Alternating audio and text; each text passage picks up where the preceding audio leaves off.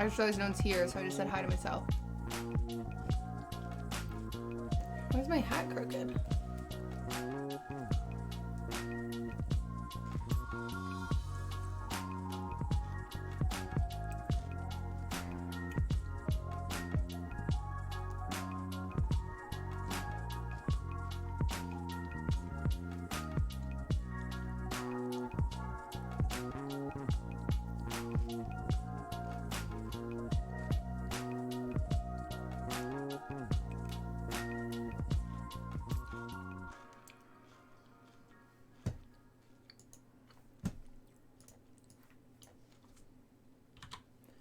Hi. I haven't updated the clips channel yet. What do you mean? Why are you sad?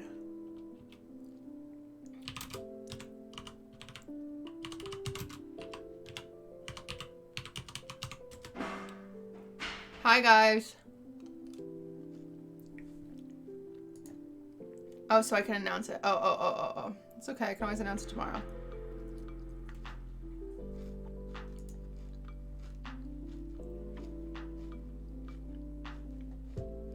Hi guys, I'm eating yogurt. I could have eaten this and then gone live, but here we are.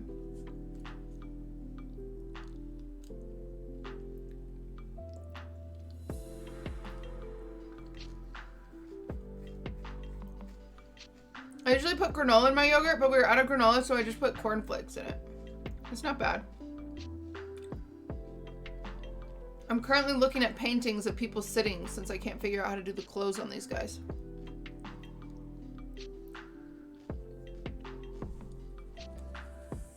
What kind of yogurt?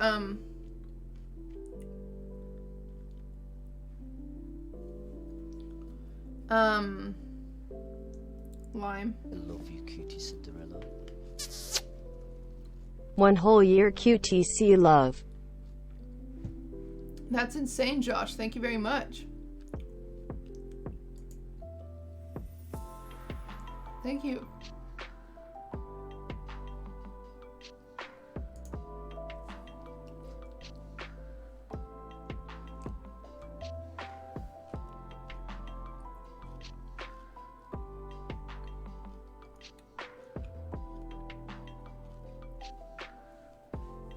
Yeah, we have Taylor Tuesday tonight. Taylor Tuesday tonight. We're only gonna paint for like 4-ish hours, and then I need to make dinner.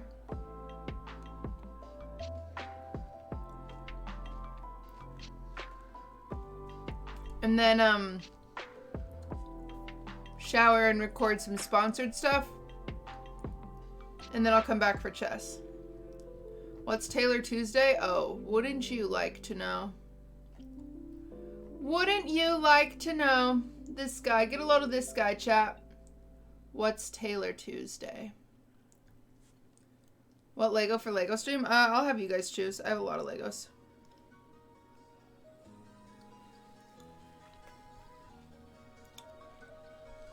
Guys, I cannot find a good picture of someone sitting. Like in a t-shirt. To figure out like the wrinkles on this shirt. What am I eating? It's just yogurt. I just thought I would talk to you guys and eat because that's not obnoxious at all.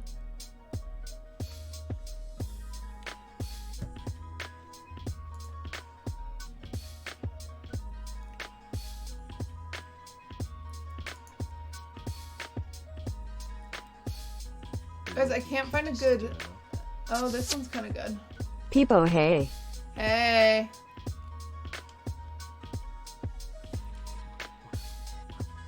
I found a good example, but I don't think I know how to paint it.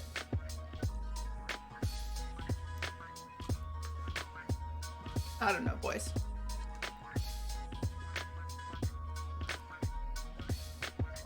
Maybe opening my eyes? What does that mean?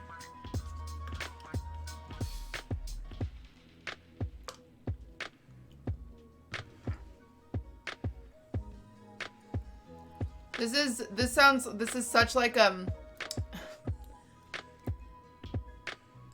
rich person problem. Mind you, I'm not the rich person. Ludwig is the rich person. But this is the second week in a row that maids haven't been able to clean our room because it's just too messy that I'm too embarrassed to have them in there. So there's that.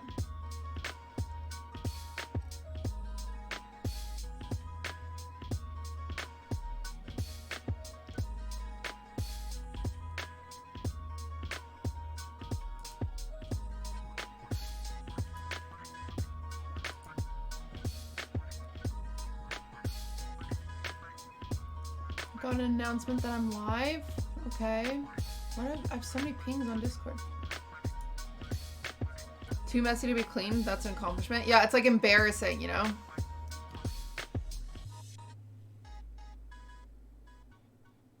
Oh well. Oh well. Sorry, it just hit 1 o'clock. Well, it's 1:30. So I can eat. So I'm just like barely eating some stuff, but I thought I'd like talk to you guys while I ate, which is like, now that I'm like saying it out loud, I'm like, it's so annoying of me. Why did I do this? I got a sad freaking message last night, chat.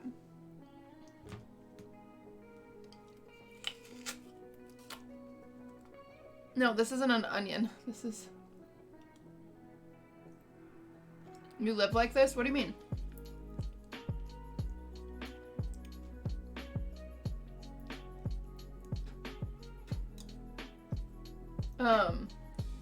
I got a sad message last night from my sister. She's having like a girls' weekend this week back at home.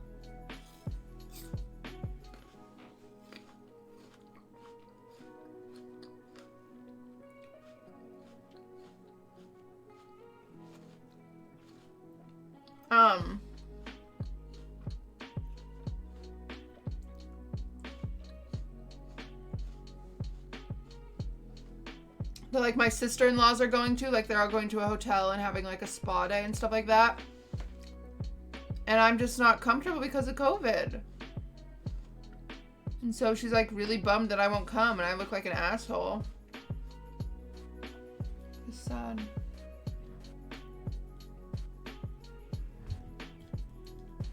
I don't know. I love you, QTCinderella.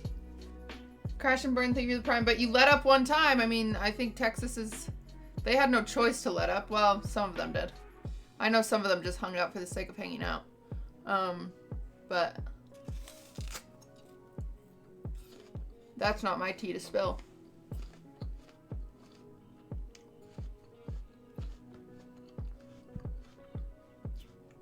But... Yeah, so I'm like really, really sad.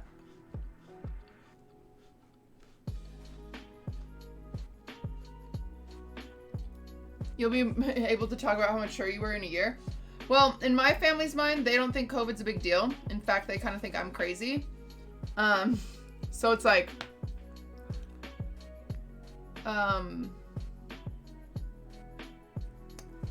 So it just sucks because they just think it's me kind of being a jerk.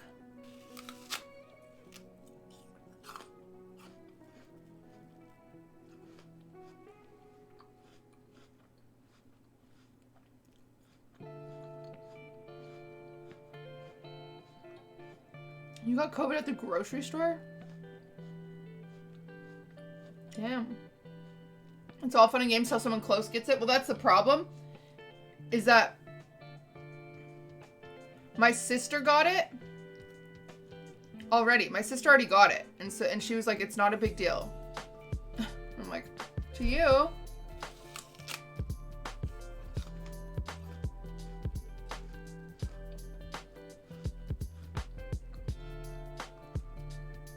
I know.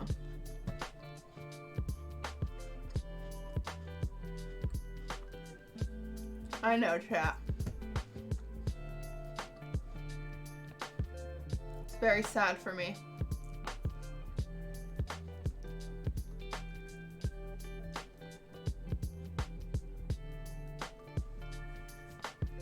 Like, and I would probably be fine if I got it. Obviously, like, I'm young, I'm relatively healthy.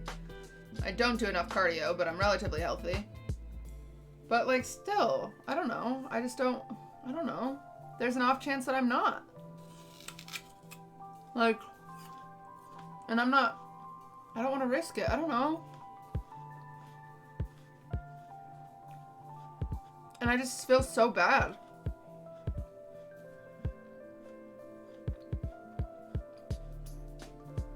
Thanks, Maxis.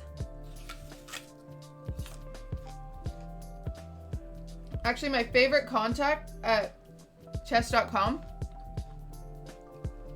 that has like gotten me all my spots and stuff and like is the reason I'm embedded and everything like that just quit. So I'm like very nervous about getting invited to chess stuff ever again.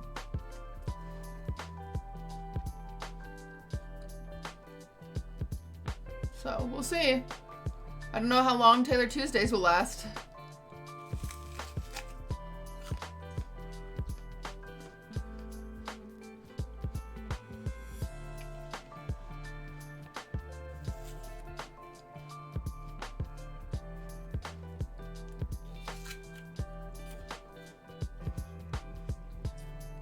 Yeah, I don't know. I don't know when I'll be able to get the vaccine. I mean, but even though I'm all for vaccines, I'm obviously like the nervous amount of anxious, like, or a normal amount of anxious where it's like, this hasn't been tested very well, you know, like, but I mean, I'll still get it, I think. I don't know.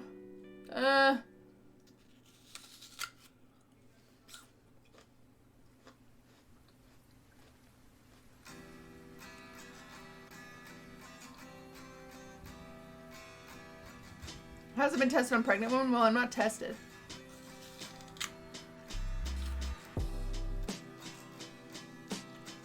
Well, yeah, my feelings are valid, but I still have like really sad FOMO that I'm missing out on another thing my family is doing. Remember how my entire family went to Disney World without me? Like, it was just sad, like, that they're all making memories and like bonding, and I just feel so detached because number one, I like am not in my home state, which is my favorite place ever, which is by all my family. So I already can't hang out with them. And then when they do big things like this, like,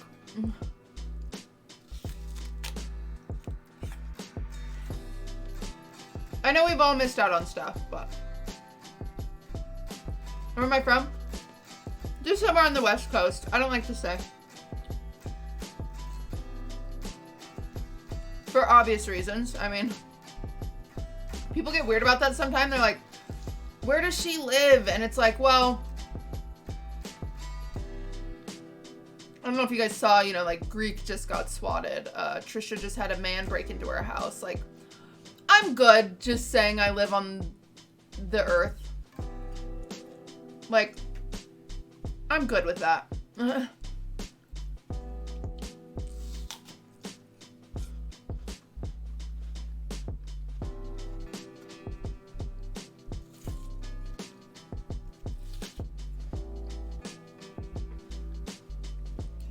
Yeah, I'm actually in Norway.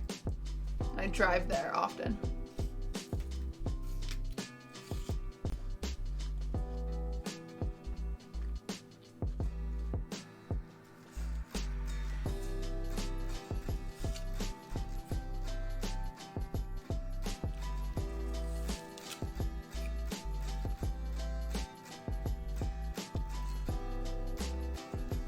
That's a joke, is that I drive to Norway.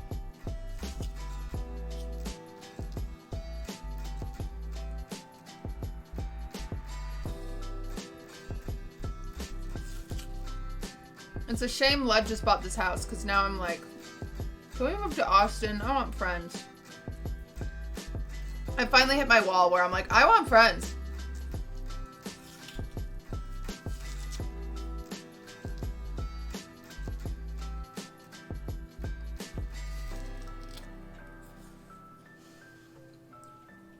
But I guess, whatever. No LA friends. Well, me and Pokey,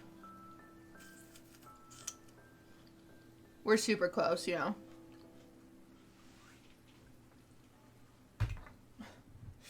But no, I don't have friends that I like have bonded with. Like, all the girls that I've bonded with are like Milena and Adept and like the girls that I would be like, do you want to come over and watch Netflix? You know what I'm saying? Like,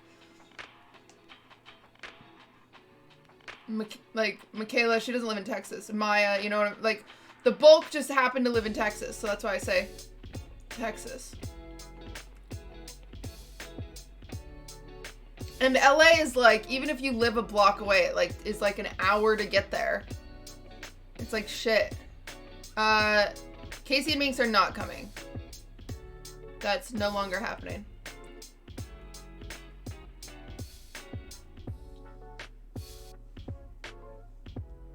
Minx's visa got denied. I love you, QTCinderella. So there's nothing we can do. Mayor, thank you for gifting a sub to Olivia. Olivia, happy birthday, by the way. It got approved and then it got denied. We don't know why. So, oh well. What can you do? But someone remind me, I do have to end stream at 5 o'clock no matter what. Because I have to record some sponsored shit. I like to cut it close. It's due at, the sponsored stuff is due 7 hours from 1 o'clock. So it's due at 8 p.m. I could probably end at 6. End at 6. Do my hair, makeup, record the sponsor stuff, make dinner, back online by 8 for chess. So, yesterday, I want to talk to you guys about some things. Yesterday, I was talking about my to-do list, right? I'm making carbonara for dinner today. I was talking about my to-do list on stream. And so finally last night, I was like, okay, I'm going to write it out. I'm going to write it out. So I did. I finally wrote it out. There are 136 things on this list. And that was my short list. That's the short list that's like, I need to get this done.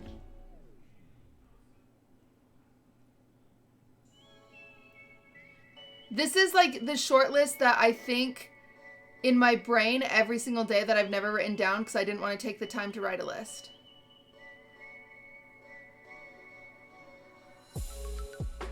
To give you guys, I'm just going to read some of them. Okay. Make profit and loss statement for 2020. Find all tax documents. Submit tax documents. Fill out S-Corp papers. Record sponsored content. Hang curtain rod in kitchen. Make clip channel, which we did today. So that's exciting. Order 100K subscriber button. I need to unload the laundry. I need to fold the laundry and put the laundry away. I need to reload the laundry. I have to take the laundry that's in the washer right now, put it in the dryer. I have about 5 batches of laundry I need to do. I need to try on the stuff I ordered from Hello Molly 3 months ago, and then I need to return the stuff that doesn't fit. I need to set up my new camera. I need to finish Simply's room design. I need to submit my layout of my kitchen at home for design. I'm just having an interior designer do it because I don't have time. As well as my guest bedroom, my chair room, and my sitting room. I need to shop for prints for my gallery wall. I need to design my gallery wall. I need to check Pottery Barn follow-up because I ordered some cabinets from them and I haven't gotten them. I don't know where they are. I need to pay my editors. I need to pay my thumbnail artist. I need to buy a baby gift for a girl named Laura. I need to get Swift's teeth cleaned. I need to pay my 2019 late taxes because I got a tax fee. I need to order cookies for Schlatt and Connor as a housewarming present. I need to call my dad. I need to check support email for my merch. I need to send Lauren a sweater. I need to make my stream schedule. I need to upgrade my kitchen setup, which means I need to order... Am I done? Should I keep going?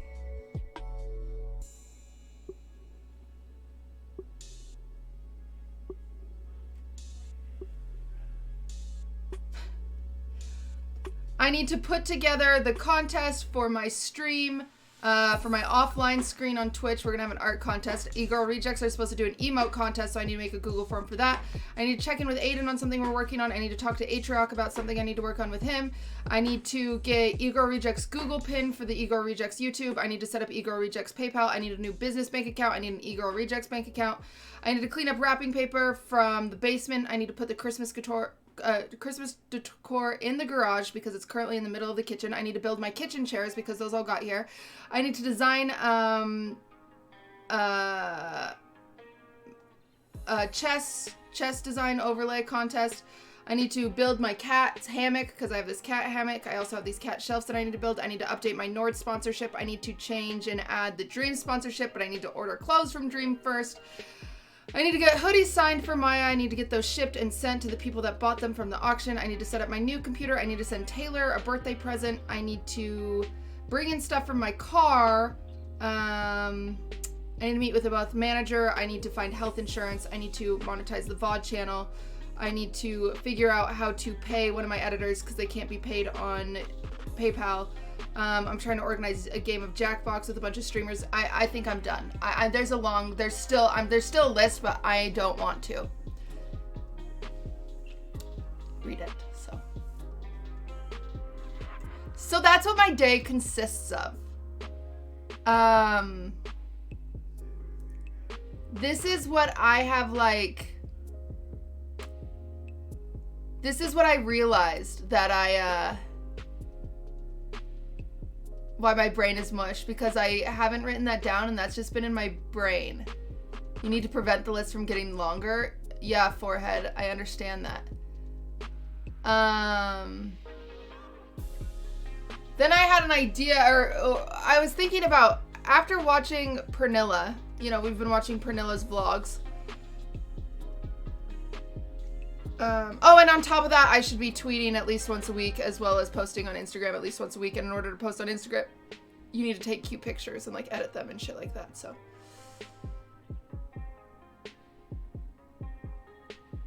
yeah.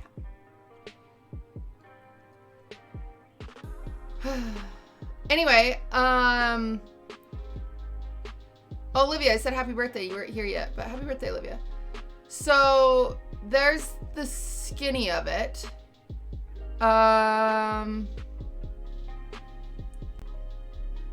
So I think after watching Pernilla's vlogs, I think I might do some vlog content for the YouTube channel only. The issue is it's get a personal assistant, but a lot of this stuff a personal assistant cannot do for me.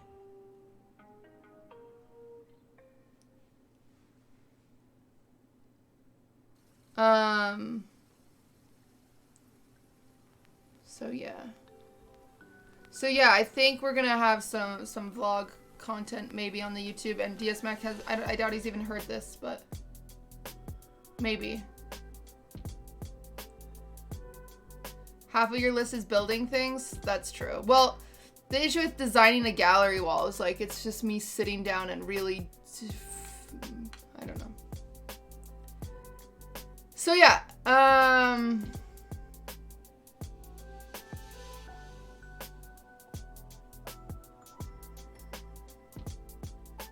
yeah. Hire a personal assistant and maybe get them a visa. I don't make enough money to hire a personal assistant. Chat, we talked about this. I'm gonna owe 75K in taxes. Do you know how much money I have? Not 75 fucking K. God damn it. And there's the tea, sisters.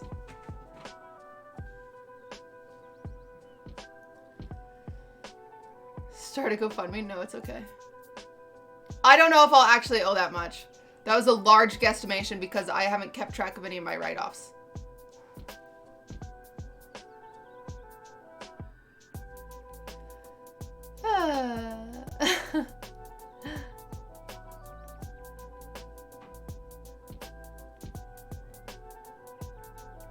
Yeah, we have to itemize my deductions. How am I not incredibly stressed?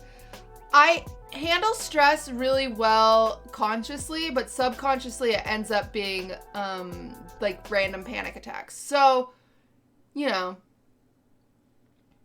That's the thing is like, yeah, use my scheduling techniques that I used to for my 9 to 5. Yeah, that's a good point. But the hard thing about this job is it's not 9 to 5. Like, I woke up at 10 today and somehow I just started streaming and it's been 4 hours. And the last 4 hours, I have been replying to DMs. I'm not even kidding. That's all I've been doing for the last 4 hours. So.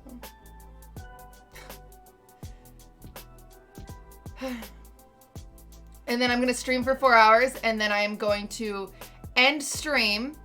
And then I am going to get ready and record stuff for a sponsor, and then I have to make dinner, and then I have to come back and do chess, and then as soon as chess is over, it's gonna be like 11 p.m. And then what do I start on? You know what I'm saying? And then I have an e-girl rejects call scheduled Thursday at 3 p.m. I am supposed to go on Austin's Cash App Trivia tomorrow at 3:30. So I have Austin's Cash App Trivia tomorrow at 3:30. E-girl rejects scheduled call at 3 p.m. on Thursday. Friday, I have a scheduled call with somebody about the Housewives podcast, like a sponsor that we might, I doubt anything will happen, but maybe. And then I still have to prep for the Housewives podcast.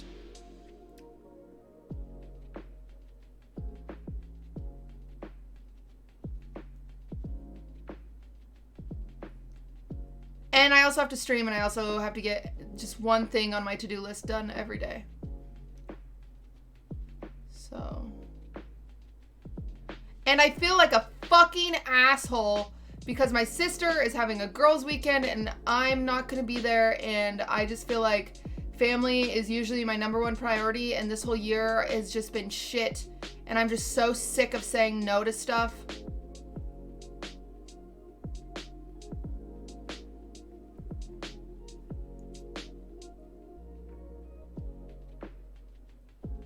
I am so sick of being the only one that says no. I really am.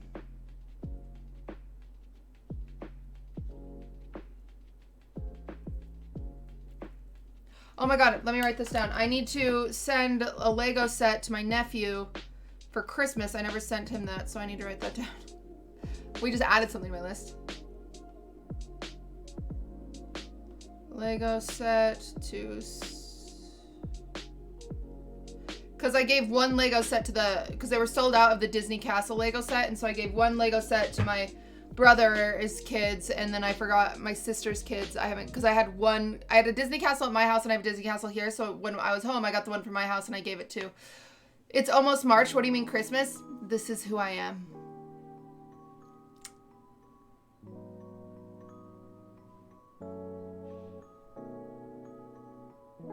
You know what I'm saying?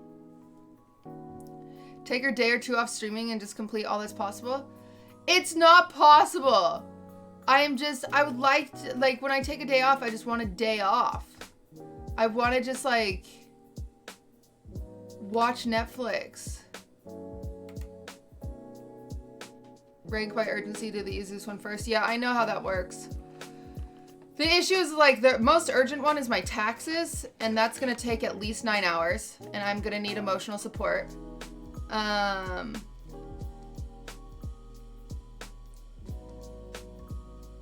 Like I said, I hired an accountant, but I still have to compile everything for the accountant. I can't do a tax stream. This is what it looks like me doing my taxes. Me on the phone with the boys, aka Anton's the only one that is patient enough to sit there, and Anton sits there while I complain, and he plays League, and he says, okay, you can do it. And then I complain some more, and I talk about quitting, and then he says, okay, you can do it. And it'll be like that for 9 hours. I'm not kidding. Also, I'm supposed to, like, eat and drink water and work out and do all those things in a day, and I just don't know how. So yeah. Shenron, thank you. Thank you for the support. How do your taxes get so complicated? I had a normal job last year. Welcome. Welcome to Taxes 101 and why Cuties taxes are complicated. I had a normal job last year. I make money from Gen G. I make money from sponsors. These are all forms that I have to find. Each sponsor sends their own fucking W-2. I don't know what sponsors I did last year. You ask me? I don't even know what address I put down. I have no clue. W-2 1099? I don't know. One of those. So I have like 10 of those from sponsors. I have Gen G. I have my Twitch paper. I have my YouTube where I make money. PayPal sends a tax document. Streamlabs sends a tax document. And I took unemployment at one point because I didn't have a job.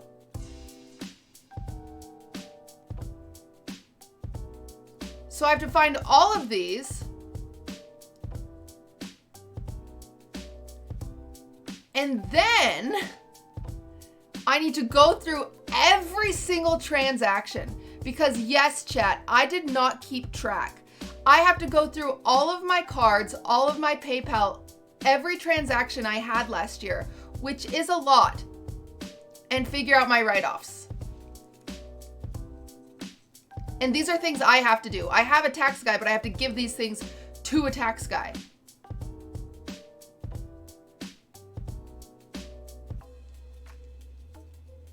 I can't even begin. I can't even begin to know how many hours it's going to take. Especially because I do stupid shit like painting. So when I see paints, I'm like, oh, that's a write-off. And then you have to explain why each thing is a write-off.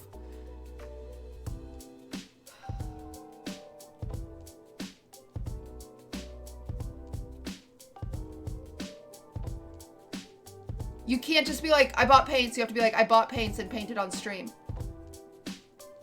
You have to have reasons. You can't just be like, paint.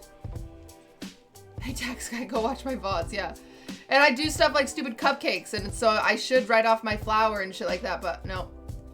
You just got to keep a tax notebook this year.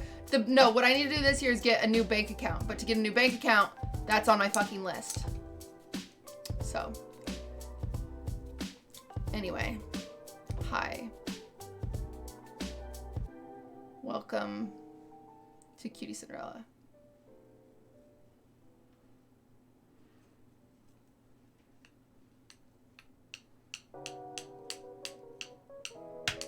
I know how I should do it, chat. I just haven't done it.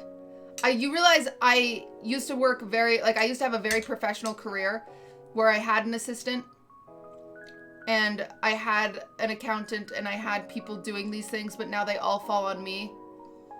And I don't make enough money like a normal business to pay for all those people, so now I just do it. QTCinderella.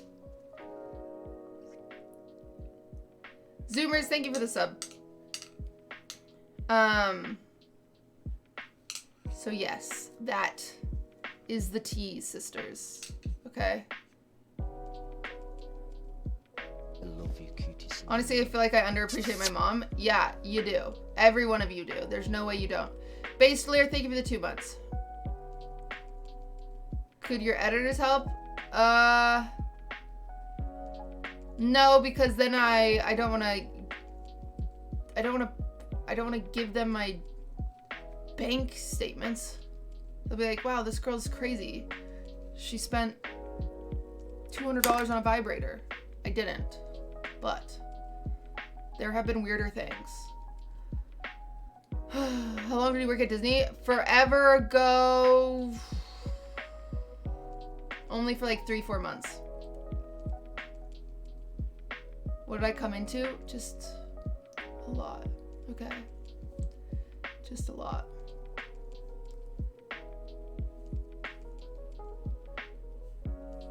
Like as a streamer, I get to write off my Pillsbury Doughboy costume. Do you guys realize that?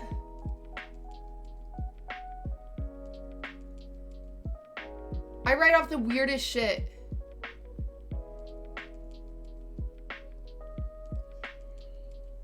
What about your old job? Do you miss it at all? I miss it a lot.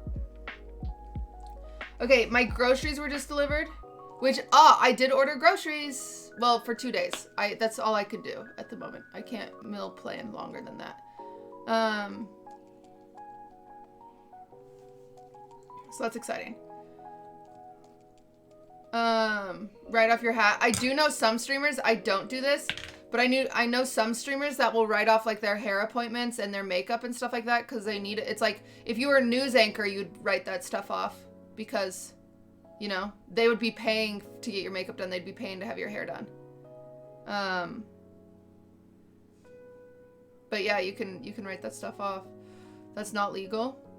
It is, Mayor, because it's under the entertainment industry. So it is.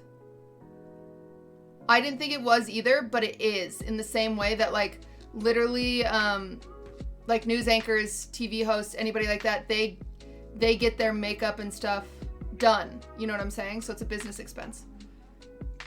Does Minx write off her alcohol? She could. She could. You should do it too then.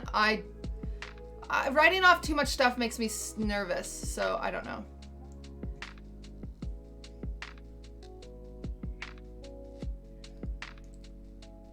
If there's a streamer house that they film content in, it can be written off. So yeah, so you get a write-off based on square footage, actually. So this room can be written off in Ludwig's taxes, as well as his stream room, as well as technically Aiden streams in Doritos' room, so he can have, and the kitchen.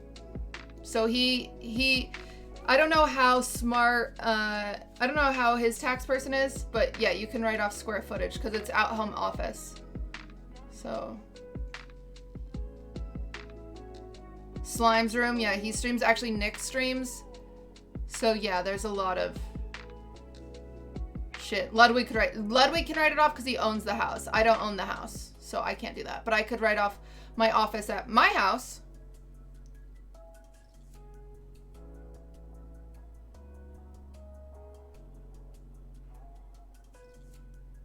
Yeah, writing off homes at the office is very, very scary. I agree. I wouldn't write off an entire house, but you can write off like stuff. You should not write off your whole house. Also, writing off a room, for example, saves you like 20 bucks or maybe 200, sorry. Out of 75K, like it's not that, you know. Can you write off things for the pets? No. Unless I were to do a stream where I was like, I am giving Durs a bath, then I could write off Durs' shampoo. And if I wanted to be really stingy, I could write off the water used or something, like, but.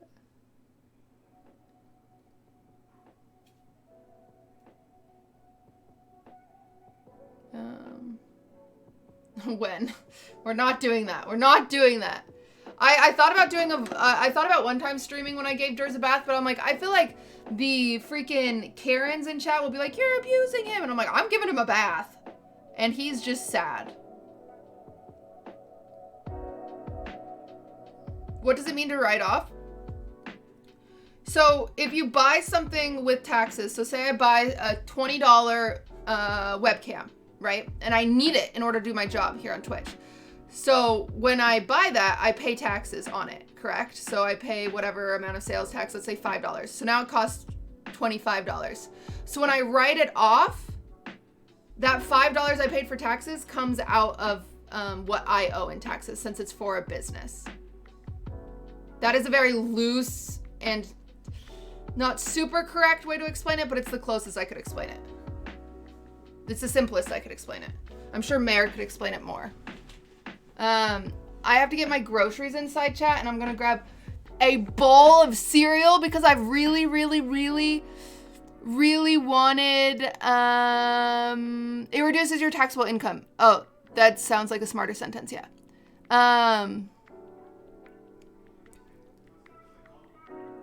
I really wanted frosted Cheerios, and so I got frosted Cheerios, and I waited all morning for them. So I'm gonna get a bowl of cereal, and you guys talk to each other. I'll be right back, and then we'll start painting again. I'm done ranting about taxes, I swear. in my to-do list.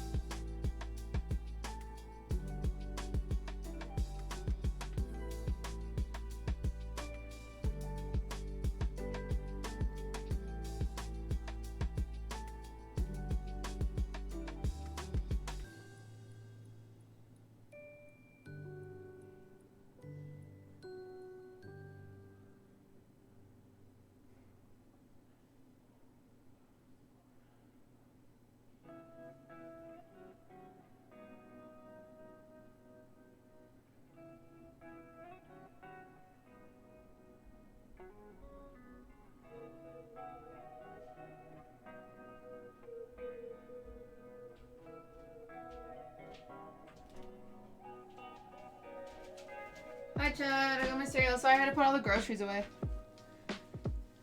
But I put all the groceries away. Let's watch a Daylex video while I eat my cereal, and then we will paint, okay? You guys are talking about jelly beans. Okay. Yeah. I love you, QTCinderella.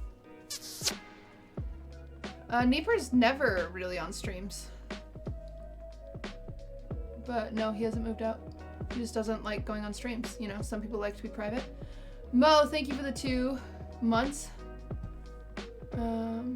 We're on, yeah, video 5 actually turns into uncommon Twitch compilations 1, so we're actually on 1. McMana Banana Man, thank you for that sub.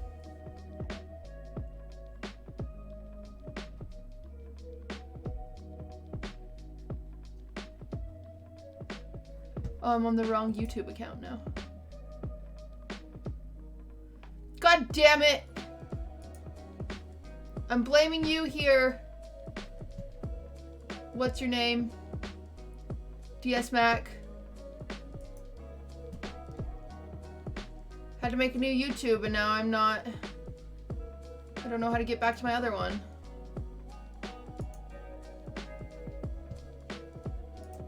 What? I don't know how to switch. Whatever.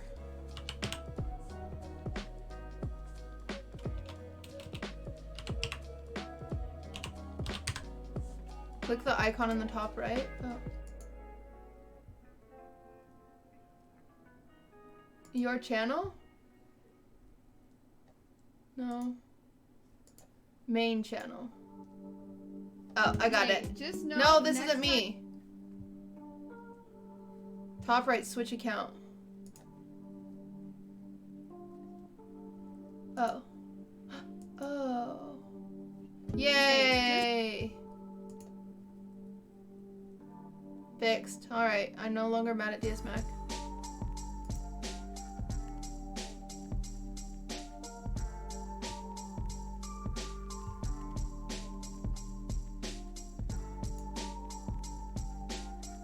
Okay. Oh, it's so hot in here. Shit.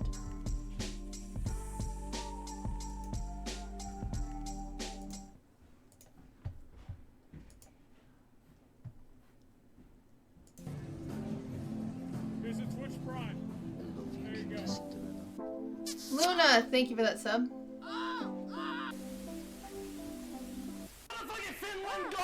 Dude! This Finland god, dude! Needs it for shot, man! All I need is a little voucher, but I couldn't get it because I got a shot on the way in. Did anything other than that shot? I got out on that voucher to get him out, and now I'm about to solve my things. I gotta go on a fucking fight, man! Fuck, man, this fucking game sucks, dude. You're a piece of shit and you're inevitably going to disappoint. Recognize how terrible of a person that you are. Like, it's your fault I'm angry.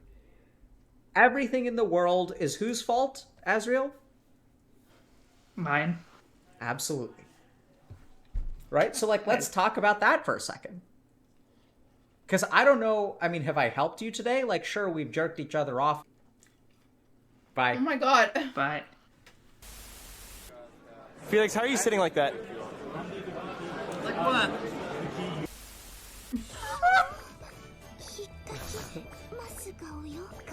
Wait! Okay, she moved. Oh, thank God. Oh, God. Oh, thank God. Okay.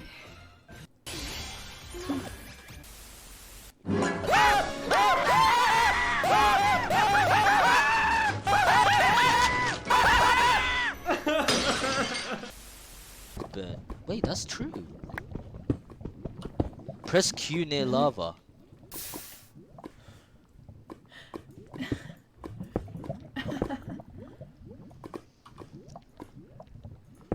I'm making a path? Is that what we... All of a sudden, Hey, he was start wearing playing some with me! bad shirt. Oh my god.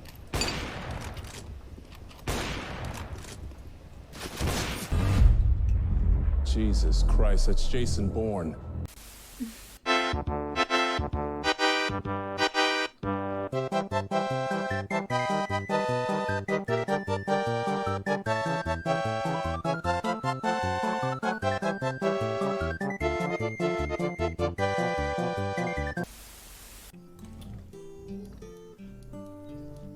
Ken, he was in the I UK. forgot about this game. I like this game. So I want to say Badra is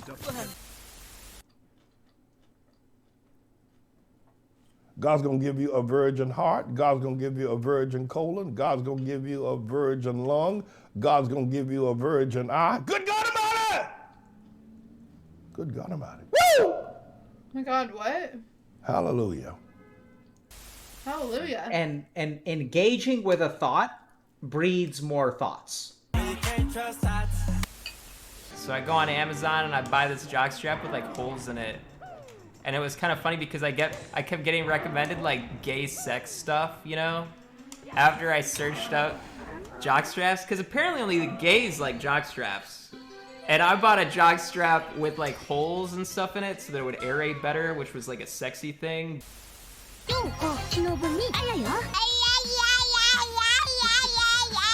Yeah, that's a lot of ayaya.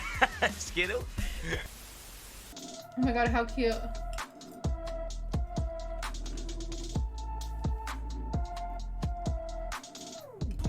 What the fuck?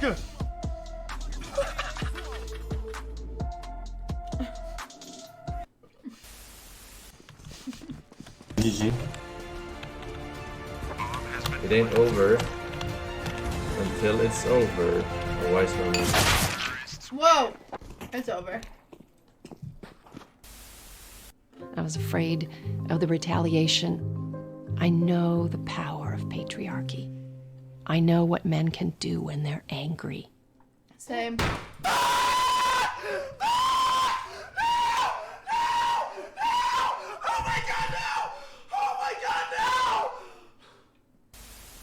That's the whole thing. I didn't just do that, did I? Did I just click the fucking button to turn the computer off with my toe? I'm gonna be so pissed off. Stop. Camera time. What the heck?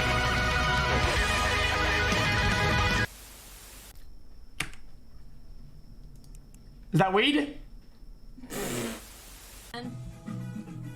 Oh God, this is so stressful. I don't see Hitman.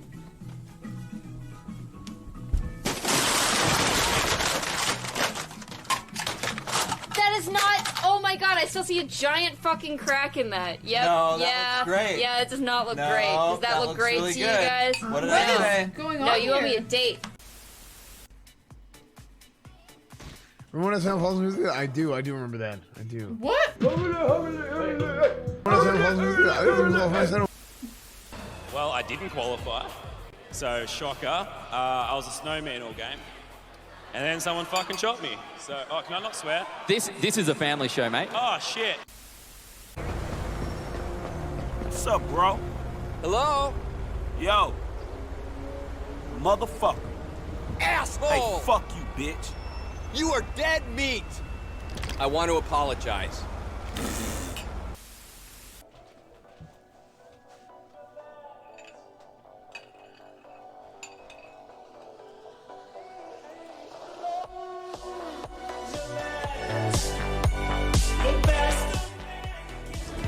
It's Brittany, bitch. And I am back.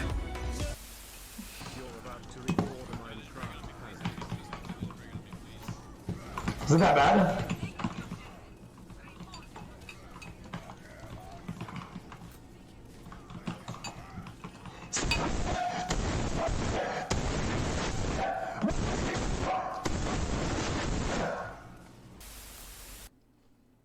Remember the last time you used a public restroom?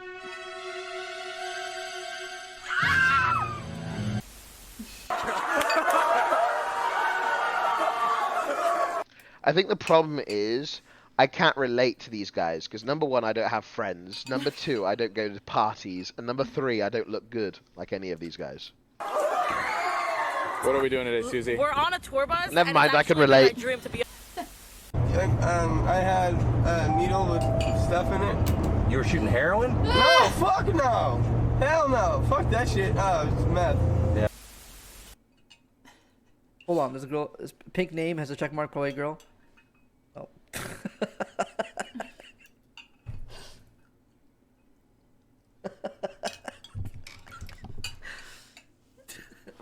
Yo, what up? Question mark.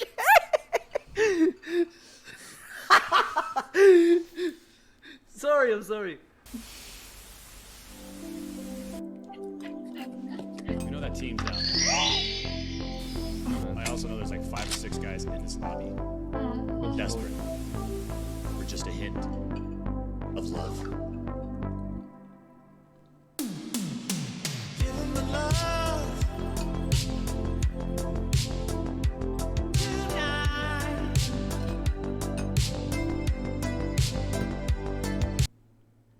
Okay, chat, one more, and then we have to paint, okay? Wait, we already watched this one. Wait, we literally just watched this one. Wait, cutie. Oh, I skipped one. This is awkward. Oh.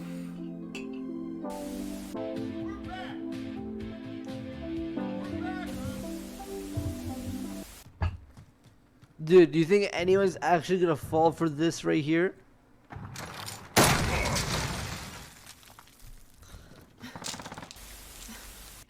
But you think you're a piece of shit. And you know what? You are.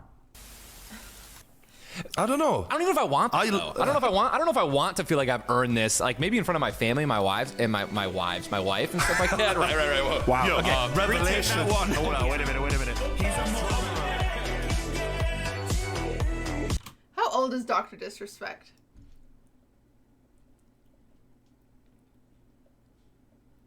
$50? 42? 50 something? Okay, you guys don't know. Whatever. Fuck you guys. Hey guys, I jerk off to disgusting anime porn.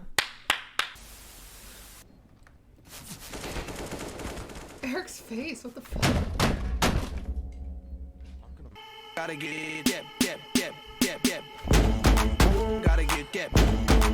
Gotta get. If I put like flour and sugar and egg and milk, and then I take a dump and mix it all together and bake it, it's gonna taste like shit.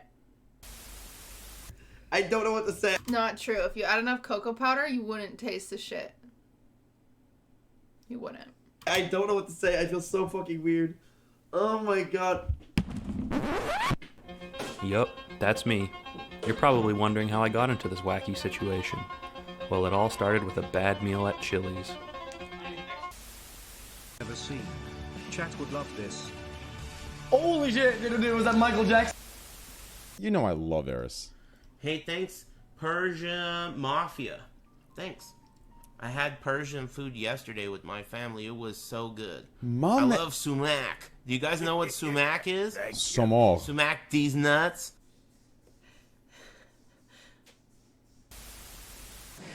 You may have heard us mention before that there are about 40 people on board today, but we certainly don't want anyone in danger or to fall overboard. That guy intentionally jumped. We get down. I'm gonna be honest. You're killing an innocent right now. I'm gonna be honest. I hate women. This was painted by Charles Manson, the Shit. infamous cult leader who convinced his followers to commit a series of 9 horrific murders in Los Angeles. And this landscape was painted by Me. Adolf Hitler. Oh, It's crazy that they both said me. What the heck is wrong with them? Me. Am I not gonna die when I'm like 40 out of some kind of stress-related disease then? That's what it Probably feels not. like where I'm heading to right now. Yeah, good. NASA's Solar Dynamics Observatory listens to the sun. The sound it picks up is too deep for humans to hear. But if you speed up 40 days recording into a few seconds, this is what you get. I was eating sushi. I was eating. What a fucked up day! It's the sound of chaos. 26-year-old vegan. What's a vegan? Oh no.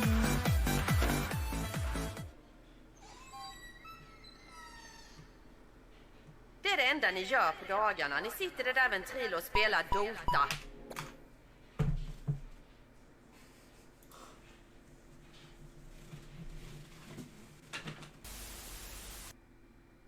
I try to touch and fondle as many people as I can. Chat, think to yourself the most attractive man you can think of. Who the most attractive dreamboat right now in your head? Do you have someone pictured? Okay, yeah. If you have anybody pictured at all, you're gay as fuck.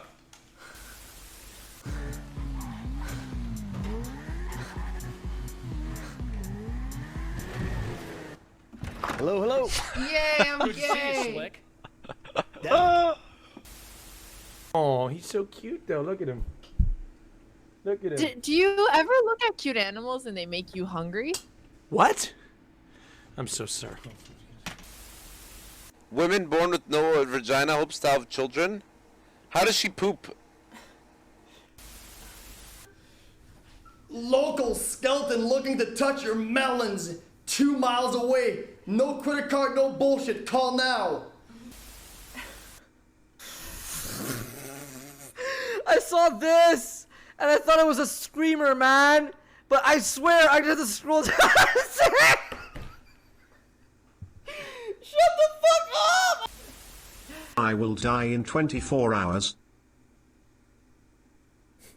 Hell yeah. What? What are you doing? Your dad. I fuck up that all the time, actually. I literally do a 58-minute tangent. My whole stream is a tangent. Just shut the fuck up, then.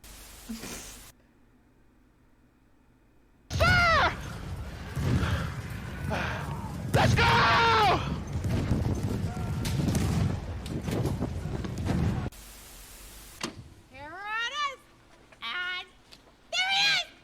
Oh! She got you! That's you! Wow!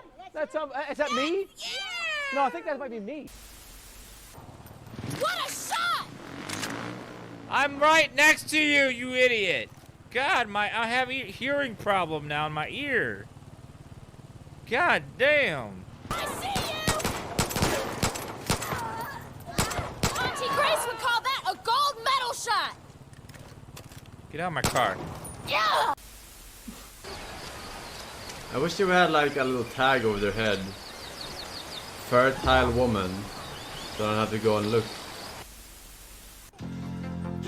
8 gang baby less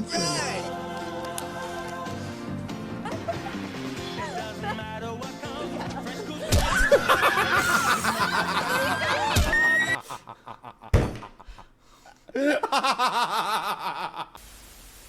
I said that I would add that emote as a goal incentive for a certain amount of downloads.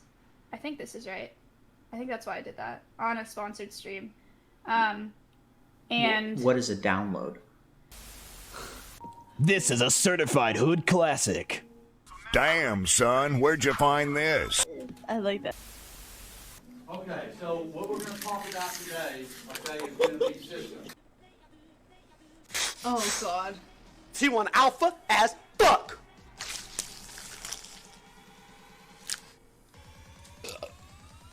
Repeat it. What's the time?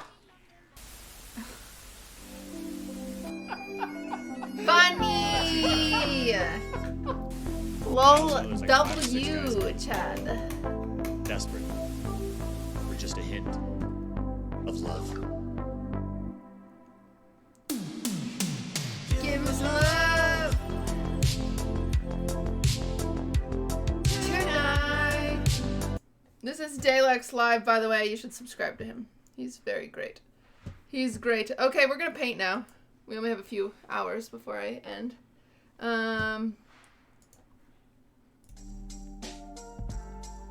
You want to watch more parental control while we paint? Well, for the first hour, I like to kind of brainstorm with you guys until I really know what I'm doing. So we will watch more. We'll keep the YouTube. We'll put a YouTube video up while I paint. It is still Taylor Tuesday tonight, though. That's later tonight. We are on the Fearless album. Very exciting, good album. A little longer. Okay, chat. Here are my struggles. My struggles are currently clothing. I actually think this jacket's okay. I think this jacket, I need to bring this down more. You guys can't really see it, but I think I need to bring his suit jacket down more because I looked at a picture. This, I don't know how it should lay. His jacket, I just simply don't know how it should lay on him. Like the shirt should come down a little more and probably stick out here. Right?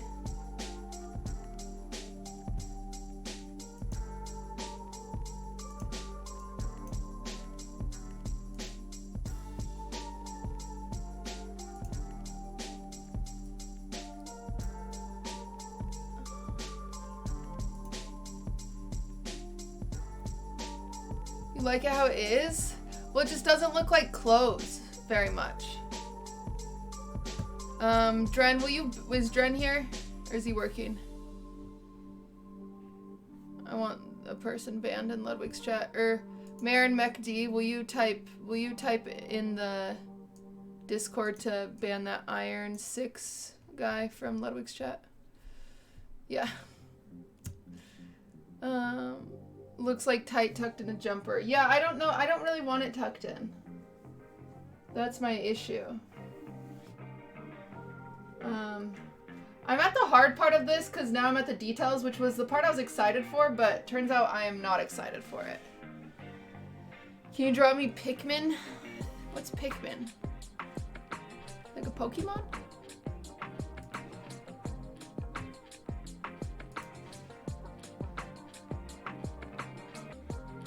Fuck you. You're so rude. The shirt just looks tucked in. I don't want it to look tucked in. I want it to look like it's sitting there. So I need to give it a bit more life.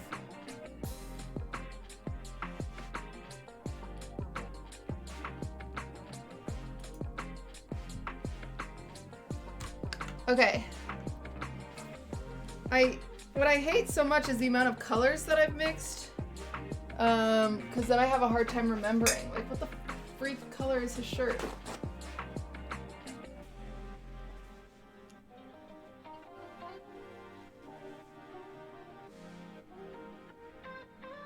We have a smoking command in chat. We've made it that we're that degenerate now. That's crazy.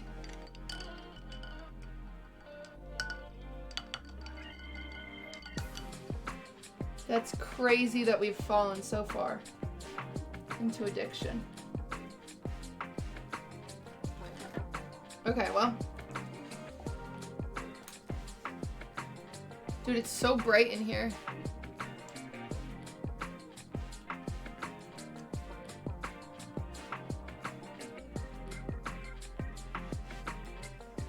So I'm gonna figure out exactly.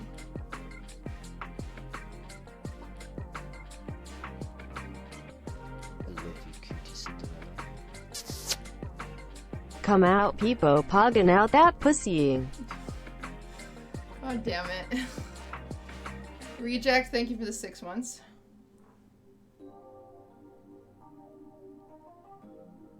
I love you, QTCinderella. See somebody watches Mango here?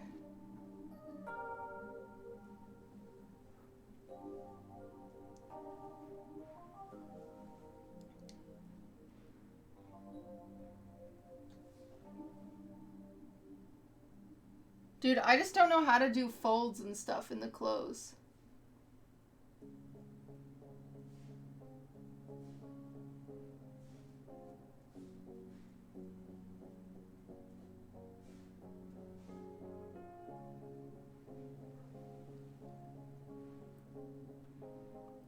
It looks slightly better. I think shirts actually usually like only show a bit of your butt. So I should come more like this.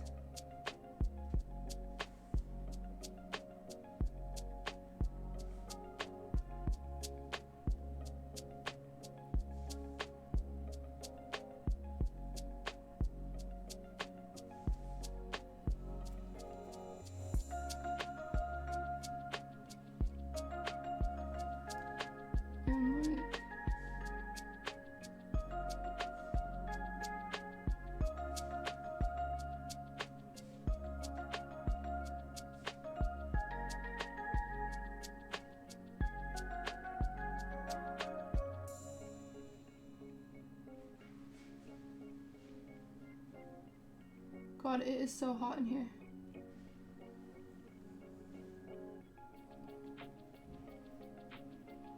That looks a little better. Yeah, I realize you guys can't really see the shading.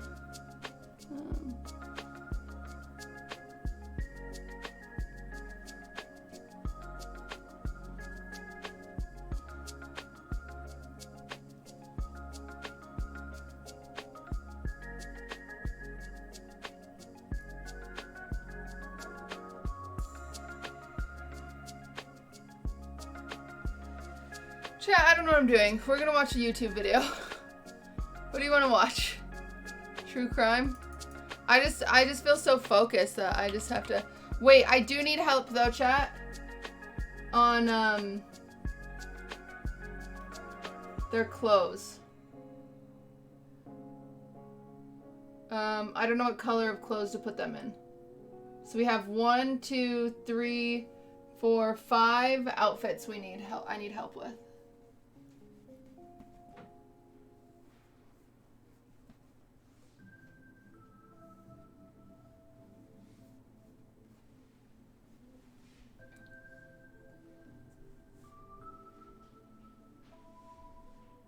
Give someone a blue I don't want to do a blue suit because this guy's already in a blue shirt. This guy I want to do a turtleneck. Lady Gaga's meat dress. Okay. This guy's already in a suit. I'm going to make this pinstriped.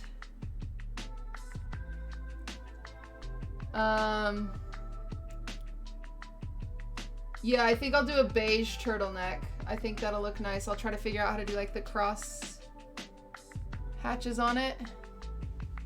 But I don't know what color to do, this guy or this guy. Maybe like a deep purple over here. Like a very dark purple, like almost like a brown purple. I just feel red is gonna be too bright. Like all of this is so muted that I feel like if I do red, it's gonna be like really bright. I could just put him in black again, I guess, or more of a light gray.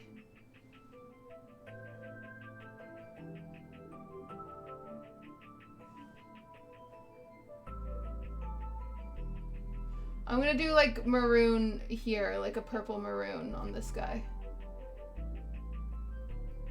And then beige, and then we can decide him, I guess.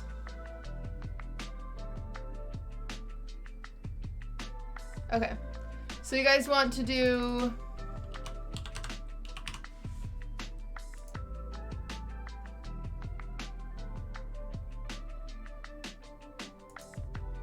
Okay, Lauren suggested this, so we're gonna watch this.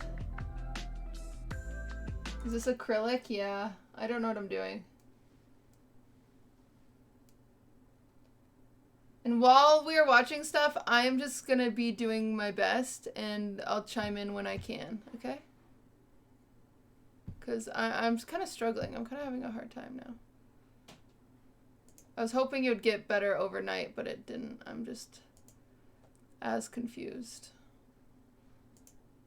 Guys, where the hell did I...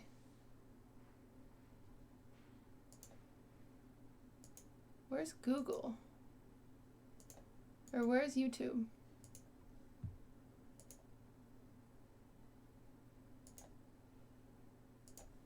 Oh, there it is. What?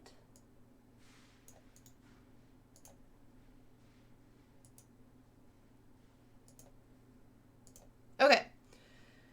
Okay. I'm gonna keep doing this, okay? We're gonna see what happens. We're gonna have true crime on. Poucha, thank you for the 3 months. Holy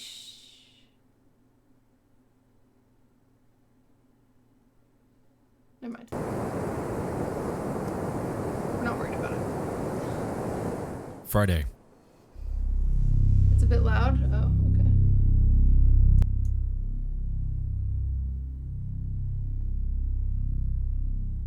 Joseph Shones was scouting some back roads in the Plumas National Forest.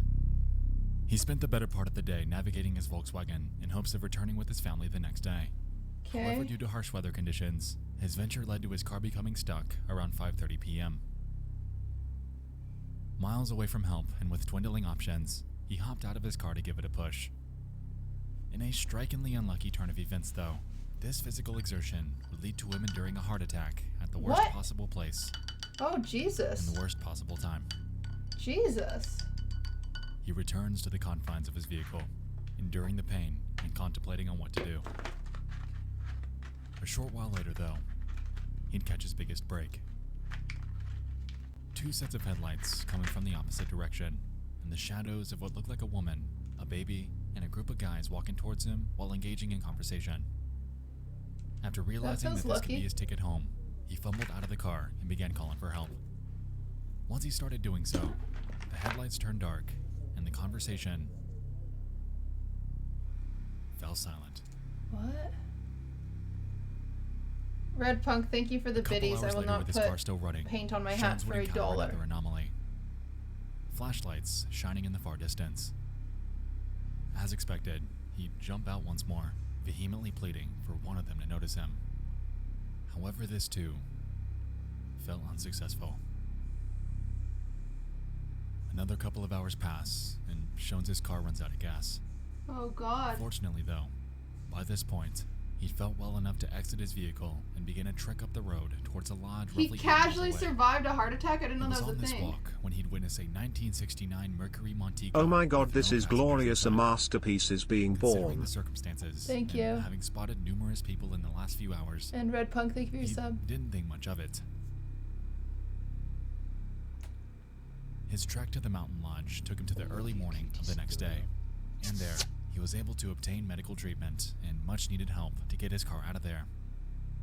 What he failed to realize, however, was the fact that on this journey, he passed the vehicle of 5 men that would soon become enveloped in one of the strangest unexplained mysteries in history.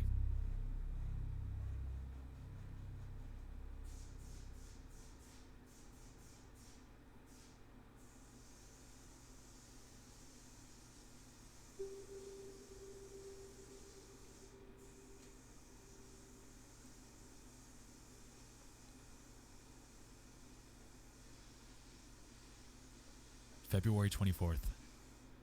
QTCinderella had one choice. Or two choices. But she only chose one of them, and that one was host! John, thank you for the raid. That's very, very sweet of you. Hello, Raiders. We are painting and watching a YouTube video while we finish this masterpiece that we definitely won't finish today, but I keep telling myself that we'll finish one of these days. Hi. Nice to see you guys. It was on this day when the lives of 5 longtime friends would converge. 30-year-old Jack Madruga would make his rounds within Yuba City and Oroville, California to pick up the others for a night out at a Chico State basketball game.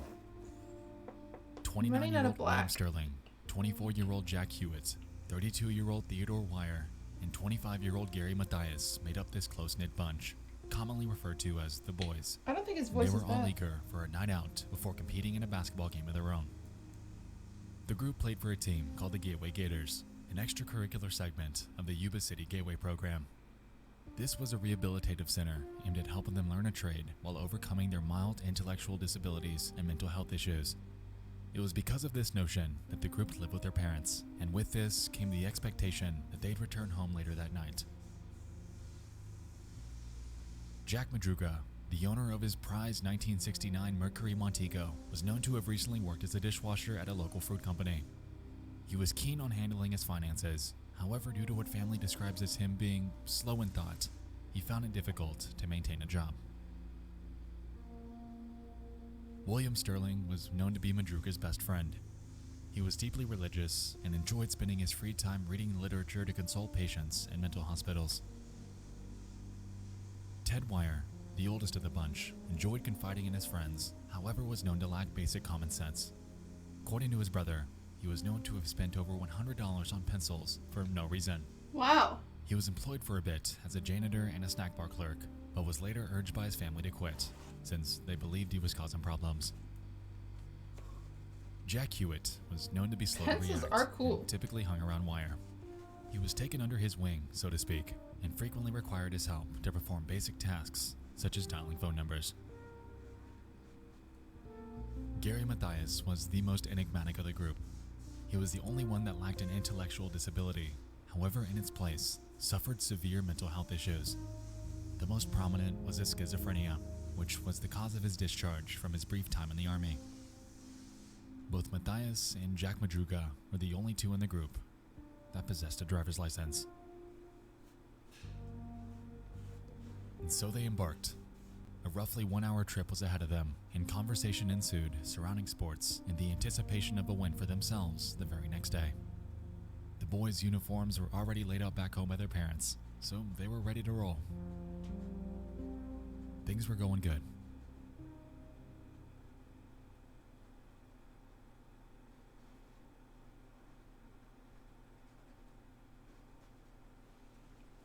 Okay. Then what? What happened?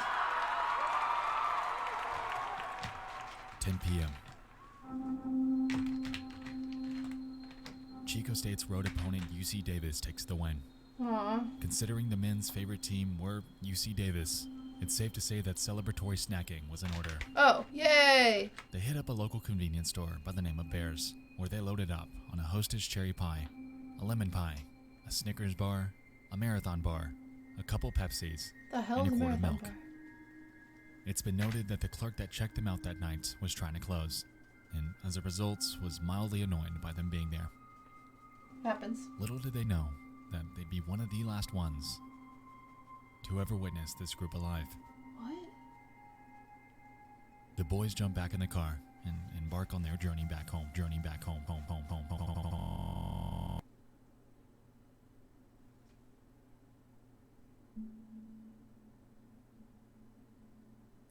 They didn't make it back home that night. What the freak? Hotline, thank you for the PogChamp. 9 months. I thought my computer was broken. That was messed up.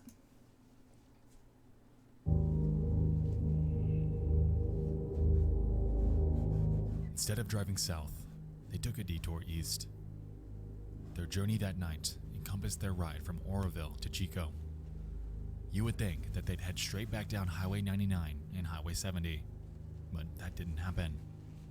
Right before arriving in Oroville, the driver took a detour off of Highway 70 and onto the Oroville-Quincy Highway, a road that runs across Lake Oroville and up towards the Plumas National Forest. They drove until the road ended and continued their journey up a dirt trail until their vehicle became stuck in the snowdrift. It's unclear what happened from this point forward, but sometime after this arrival, they'd exit the confines of their car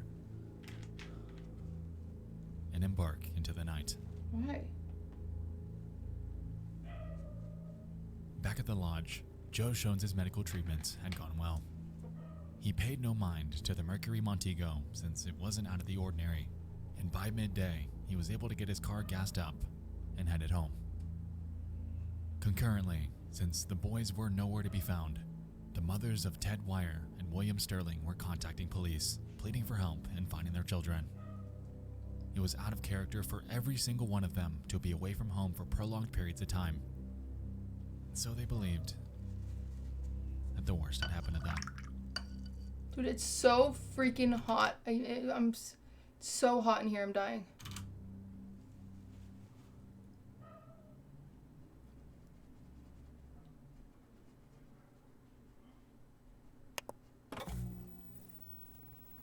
Government officials insist that this is an isolated incident.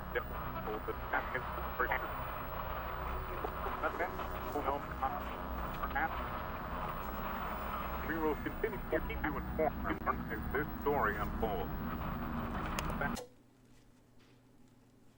Tuesday.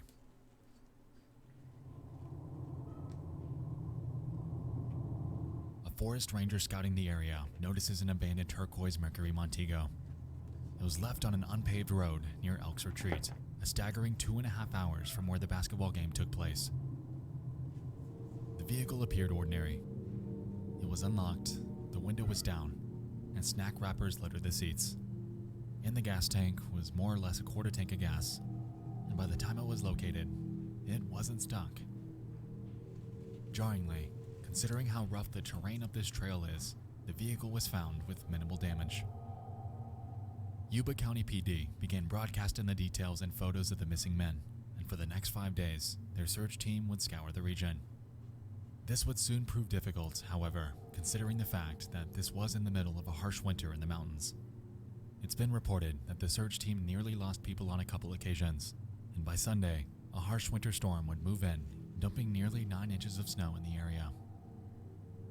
It was because of this, the environmental hazards, and the fact that time was running against them that led the police to call off the search until snowmelt that spring. And as the case sat on hold, their families were frustrated, and the 5 men were left out there, isolated, nowhere to be found.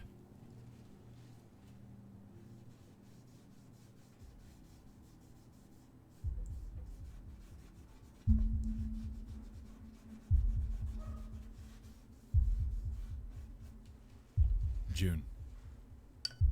A group of bikers are out on a weekend ride and head up onto the sites of an abandoned Forest Service trailer at the Daniel Zink campground near Bucks Lake. The facility involved a main, large trailer in the middle with multiple smaller satellite ones around it. When they pulled in, they noticed a prominent, malodorous smell emanating from the main structure. Oh God. Immediately after, a broken window.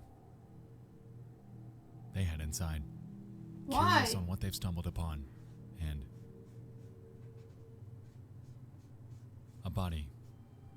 From head to toe were bed sheets concealing their identity, and after pulling them off, they discovered that it was one of the 5 men that disappeared 4 months prior. It was Ted Wire, 80 pounds lighter and with a considerable beard, lending credence to the possibility that he took refuge here for more or less 2 months. In the bed, they discovered his body with his shoes missing. With that, his feet badly frostbitten. It appeared that he passed away due to starvation and exposure to the elements. However, he strangely could have avoided this fate altogether. Since he took shelter inside of a Forest Service trailer, he had access to ample heat sources and enough canned food to last all 5 men months if they chose to stay there. QTCinderella had While they one found choice, 12 open cans or scattered 2 throughout. choices, but she only chose one of them, and that one was host! Trisha, thank you for the host. I saw your incident that happened yesterday. I hope you are okay. That is very, very sad. And scary. I'm very sorry you had to go through that. I hope you are feeling better.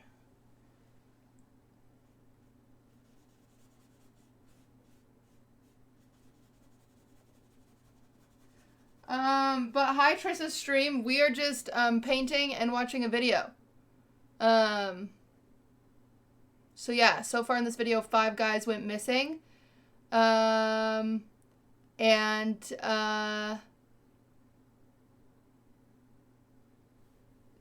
of them was found in a forest lodge with a bunch of food, and for some reason he starved to death even though there was a bunch of food. So we're a little confused. The room. The vast majority of them were unopened, and it also appeared that no effort was taken to block off the window that was broken when they entered. The scene? Bewildering, especially considering that it was 19 miles away from where Joe Schoen spotted their abandoned car. But all in all, it was the jumpstart investigators needed to get back on this case. The search continued. With mounting public attention and hope for closure, search teams prowled the new focus area southeast of Bucks Lake. It would only take a day before they'd catch their next break, too. On June 8th, police discovered the corpses of Bill Sterling and Jack Madruga nearly 5 miles south of where Ted Wire was found. Weird. In Madruga's pocket, his car keys. It was noted that he'd been Sounds carried like a short aliens, distance too. and was partially eaten by animals. What? For Sterling, his remains were scattered around the area a few feet away. He was nothing but bones. Since the bodies were discovered closer to the vehicle and on a potential road they could have taken northbound, they believed that on their hike, the pair couldn't press on any further and met their demise through a combination of the elements and mounting fatigue. 2 days later, the father of Jack Hewitt discovers numerous articles of clothing belonging to him a couple of miles northeast of the service trailer. Soon after, his remains. Interestingly, a short distance west of their location, service blankets and flashlights were discovered lying by the road. This discovery led investigators to the belief that he and Gary Mathias more than likely made it to the trailer with Ted Wire and lived with him for an undetermined amount of time. Their reasoning was because of the existence of Mathias' tennis shoes left in the room that Wire was found in. The theories are tenuous, but they believe that they spent most of their final weeks alongside Ted Wire in the trailer. After he passed away, however, they wanted to get away from the corpse and set out towards the northeast to achieve that. It was on this hike that the pair would meet their demise, spending their final days exposed to Mother Nature. Now, it would make perfect sense. However, to date, the remains of Gary Mathias have never been found. What? As of now, his missing persons case remains open, leaving questions abound surrounding the motive and the circumstances that late winter night.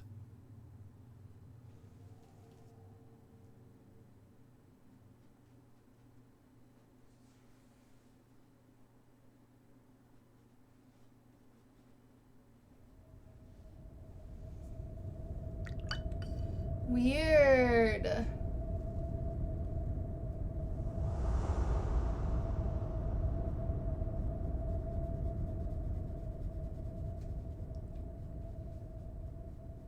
Without a doubt, there are questions about this case.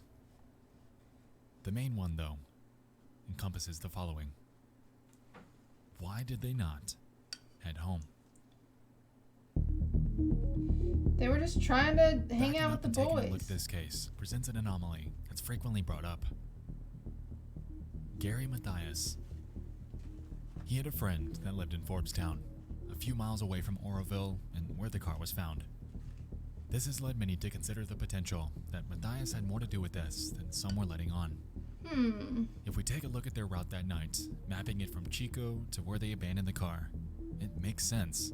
The Oroville-Quincy Highway is just north of Oroville, and the potential of Gary Mathias having driven up there in the past wouldn't be far-fetched. So let's entertain the idea that Madruga was convinced.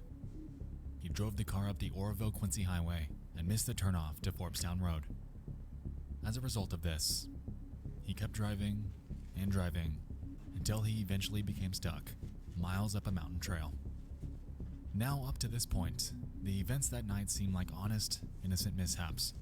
What led the mother of Jack Madruga to think otherwise, however, was the fact that after they were stuck, why, with 5 sizable guys that could have rectified the situation with relative ease, did they decide to abandon the car and press onwards into the unknown? What was restricting them I from saw a turning Frozen back movie about and that. doing the mistake that they'd gotten themselves into?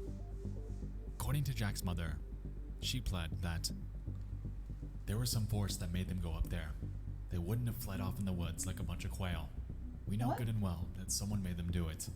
We can't visualize someone getting the upper hand on those 5 men, but we know it must have been. The devil. Considering the circumstances at the The time, devil did it, postulating the potential of nefarious activity wouldn't be out of the ordinary. The state that Jack Madruga's car was found in led to even further questions than it did answers. According to reports, his car was found in immaculate condition, something almost unheard of considering the rugged terrain that existed on the road they'd taken. With 5 moderately sized men packed into an already heavy and low-sitting vehicle, undercarriage damage was nearly a guarantee. Given the fact that Jack had never driven up on this road before, it seemed weird that he was able to navigate it with such prowess near midnight. Furthermore, when the car was found, Jack's window was rolled down, which his mother claimed was extremely uncharacteristic of him. Bearing in mind that Mathias and Madruga were the only 2 with driver's licenses, suspicion grew regarding the actual driver that night. Was Jack Madruga truly at the wheel, or did Mathias demand the keys while taking them up there? Considering Mathias' numerous run-ins with the law, this wouldn't be entirely outside the realm of possibility. Prior to 1976, he was known to have been unpredictable, however straightened out after being prescribed schizophrenia medication. It was reported by his stepfather that, quote, he had no notable contact with police during the 2 years leading up to his disappearance, and he hadn't gone haywire in private during that time. The reason I bring this up is because I see it mentioned all the time on various articles and forums. However, the evidence presented, especially considering his own disappearance, is relatively insubstantial. While this is a notable possibility, in my opinion, there are others that carry a bit more weight.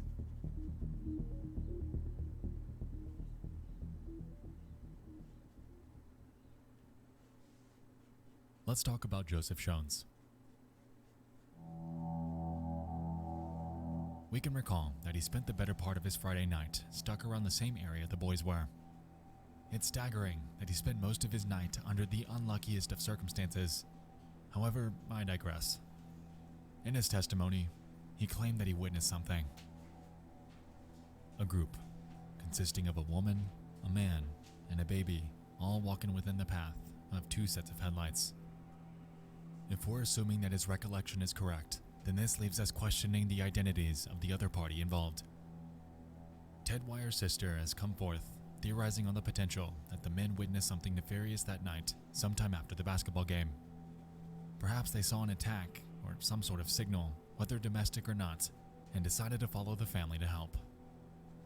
I'm not entirely sure how large the distance between Shones and the group he witnessed were, but hearing the cries of someone in need would surely spark some sort of desire to help instead of shutting up entirely.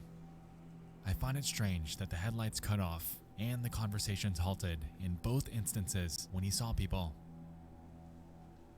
While the circumstances don't scream maliciousness, they definitely don't drive the situation towards innocence. That is, if his recollection was correct. You see, since this testimony came out, Shones' story had slightly changed each time he shared it.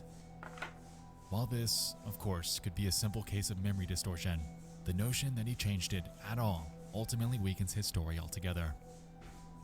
According to sources, conversing with Shones after the fact was admittedly frustrating. He would claim that he was very ill during the moments Drizzy, he thank you for the believed he 20 witnessed months. the others. QTCAYAYA. Hallucinated some of the details. Bearing in mind that the other party stopped dead in their tracks both times he called out for them, could have easily been a figment of his imagination. But what if it wasn't? That's just it. The nature of word-of-mouth testimonies, weakened by the circumstances of their situations, ultimately leave them up for debates and shrouded in uncertainty. While a nefarious situation is plausible, we can't discount the potential that the boys' predicament that night was all one big accident gone wrong.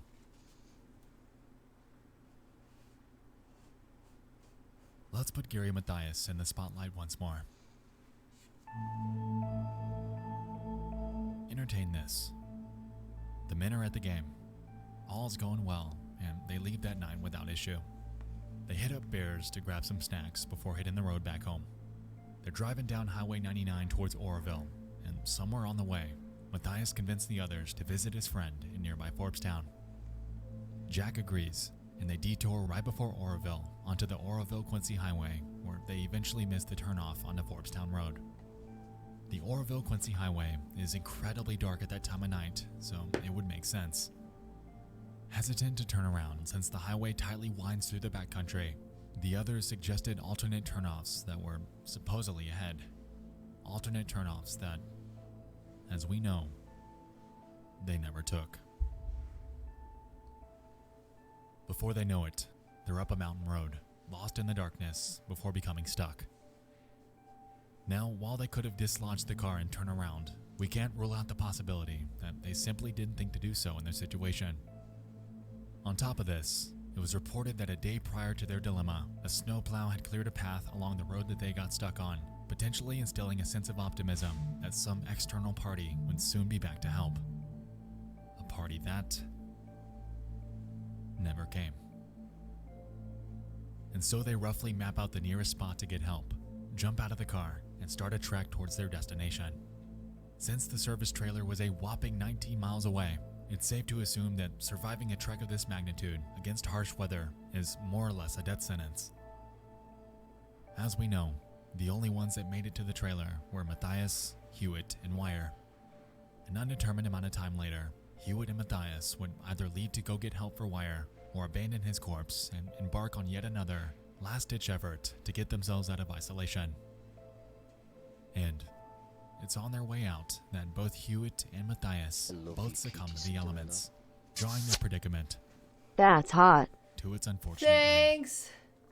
I feel alright. If you ask me, Housewives podcast I should think be Matthias pressed on northeast, Saturday. trying to We make haven't his way talked about it towards though. the Meadow Valley area.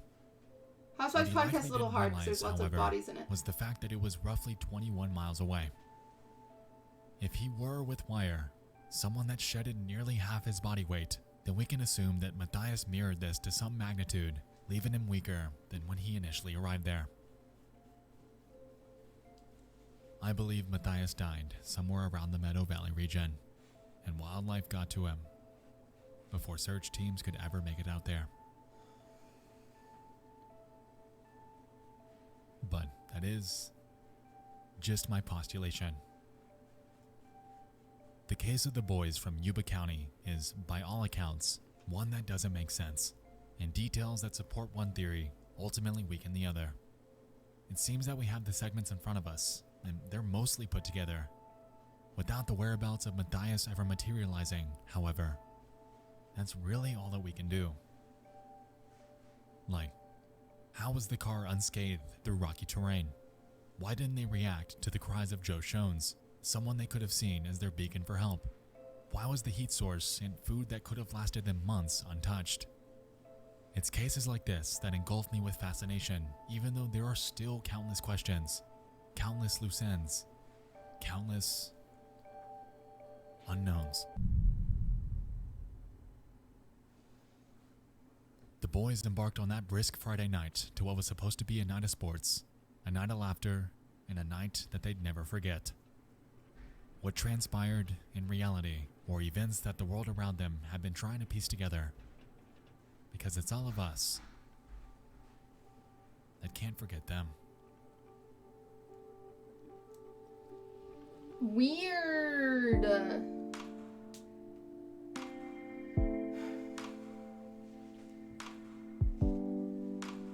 I feel like we didn't learn anything, chat.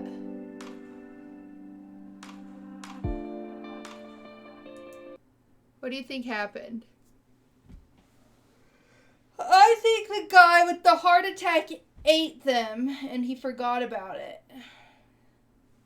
Don't drive in the snow? What the heck? It snows in Nevada? I didn't realize this whole time it was in Nevada.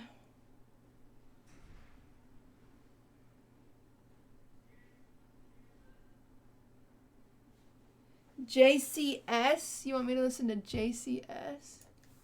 Guys, it's so hot in here, I'm gonna pass out.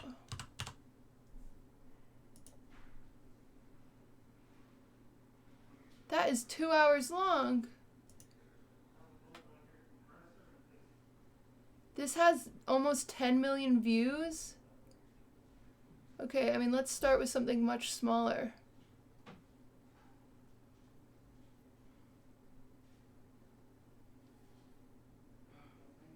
This one is 40 minutes. Lauren had told her friends multiple times that... Chat, I might have to turn on...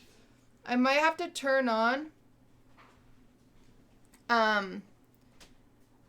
the fan, but I think the mic will pick up the fan. Is that okay?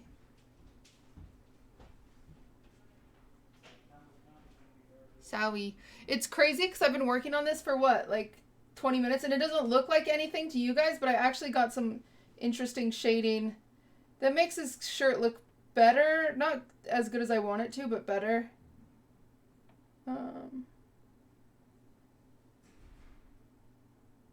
Yeah, it looks better. It doesn't look perfect, but it looks better.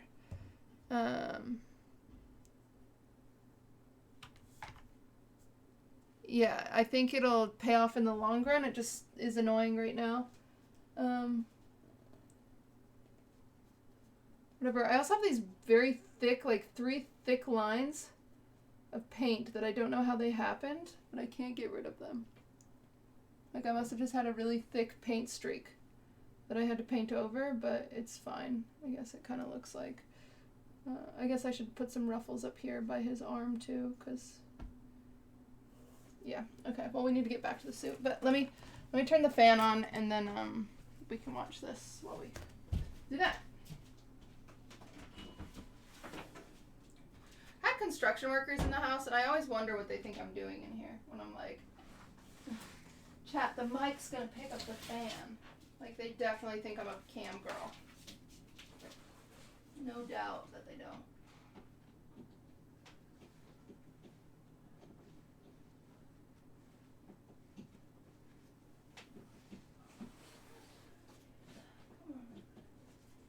What the heck? Okay, it's like not plugging in. Oh, I don't think it's lined up. I must have been hit with something.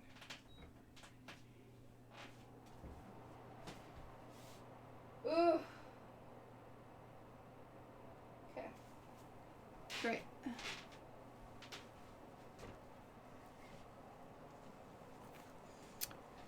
Okay, here we go. It's not too loud. I can always turn this up too.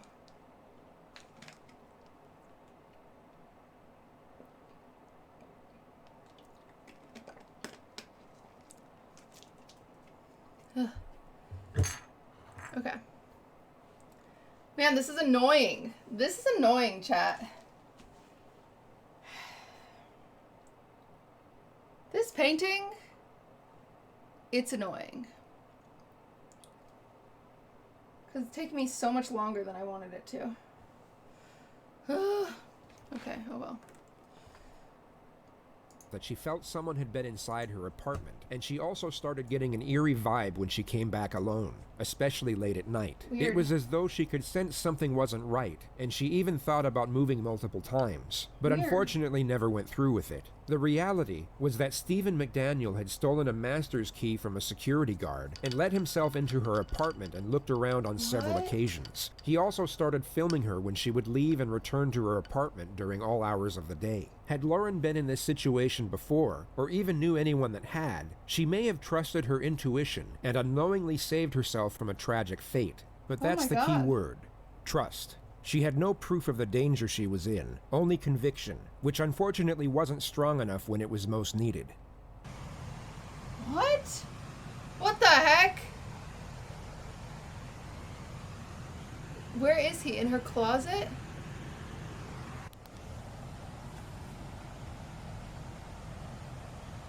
This is like my worst nightmare.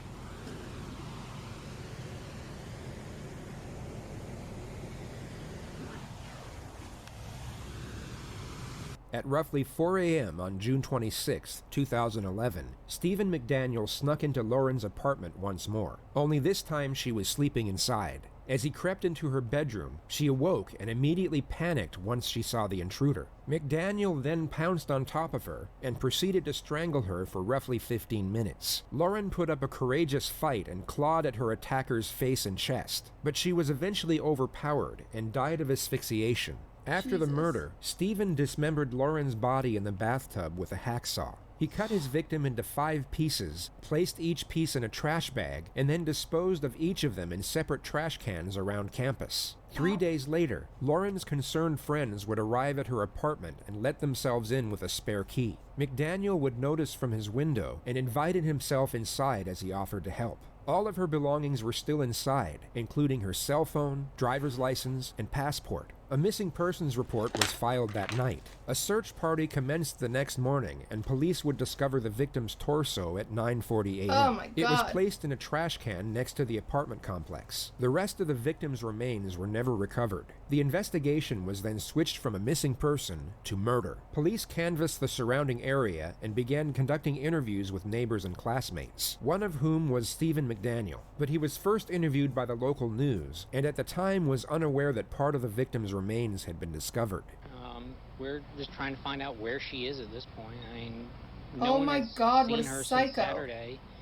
I mean, the last time anyone heard from her was an email that she sent out, and No one's heard from her since. What kind of person was she? I mean, what did you see her? I mean, she's as nice as can be. I mean, very personable, very much a people person. Do you know anybody any enemies she might have had, somebody that might want to hurt her? No, Why is this guy even we just don't know interviewing where about she her? is. What about in the parking lot area? I know they've been doing a lot of. I think that's where they have recovered the body or whatever they recovered from there. Body? Had you seen anything there? Had you seen anything there? I mean, we don't know if this is the same person. You know what I mean? Like, they took out a body there earlier. We don't know if it's the same person or not. So that's how we're trying to ask people if they know who lived there. Are you okay, sir? I think I need to sit down. Okay.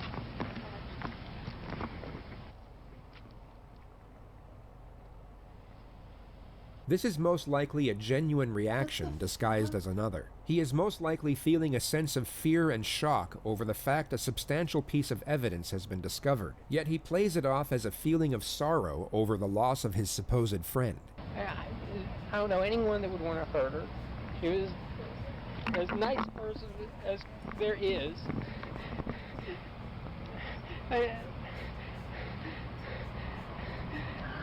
Was she moving soon? Did you know anything about her? Yeah. She was going to be moving out today. Why would anyone do this? Oh my God. What a They psycho. went in, we looked around the place. No sign of a struggle, no sign that anyone had broken in, just nothing. He was interviewed by police at 11:50 a.m. and offered to help in any way he could, yet came across as fidgety and apprehensive the entire time. There were two highlighted moments of the interview. The first was when Stephen asserted that he was a virgin, saving himself for marriage. The second was when the detective discovered scratch marks on his face and stomach, which he asserted were done by himself in his sleep. He at that point unknowingly You know me, when I sleep. It's crazy. became the prime suspect and was asked if police could search his apartment. Stephen reluctantly accepted and was then transported back to the complex with 4 other investigators. While searching his apartment, they discovered a collection of swords, guns, toilet rolls, stockpiled provisions as if he was expecting an apocalyptic event, and a mask made out of women's underwear. The most significant discovery, however, was a pack of condoms. Stephen was asked why he would have such an item in his possession if he was staying celibate before marriage, at which point he miraculously confessed to stealing them from another apartment. This gave the detectives probable cause for arrest, and Stephen was placed in handcuffs and brought back to the police station. His interrogation began just after 11 p.m.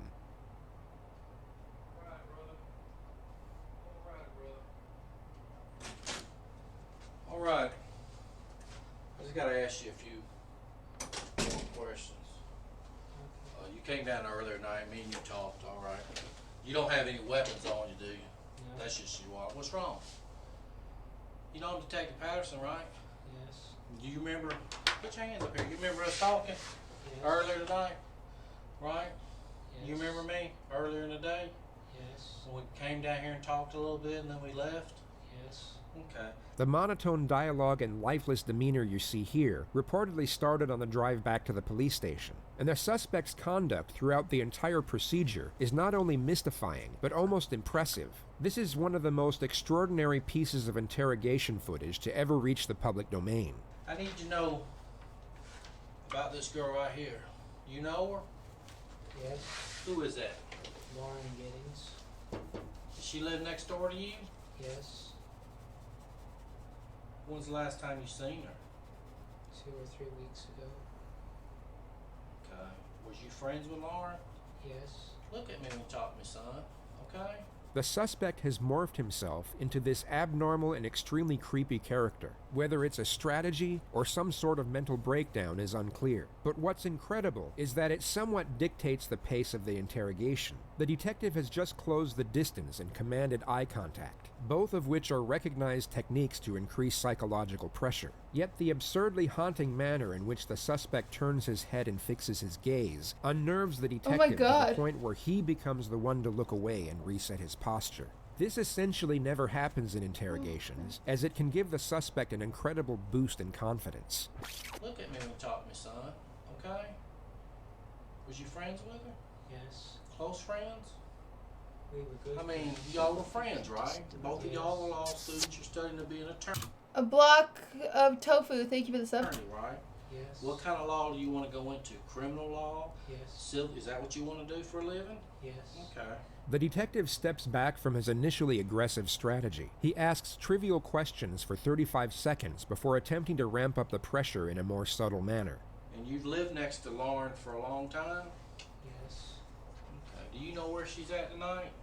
No. Hmm? No. Have you ever seen her with that dress on? No. You have no idea where she's at? No.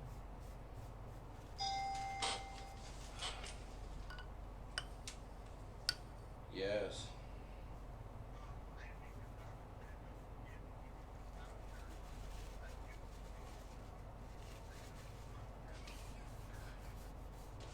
Look, just tell me what happened, brother. I don't know. Well, where's she at? I need you, I'm asking you for your help. I'm a detective, and I'm asking you for your help. Can you help me? I don't know. Look at the way he's sitting. What do you mean you don't know? You can't help a friend out? I don't know what you need. I need to know where Lauren's at. I don't know. Do you even care that no one can find her? Yes. I mean, I don't know, do you? Yes.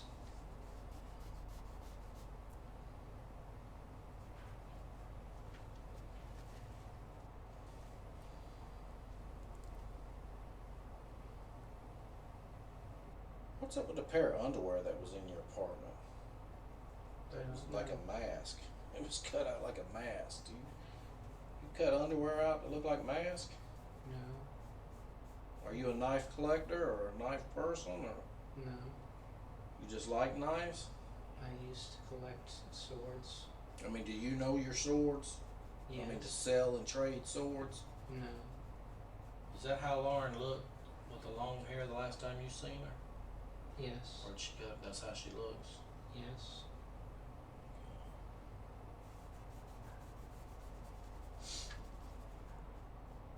I mean, earlier today, me and you sit here and talk normal. What's going on with you now? Why are you acting like this?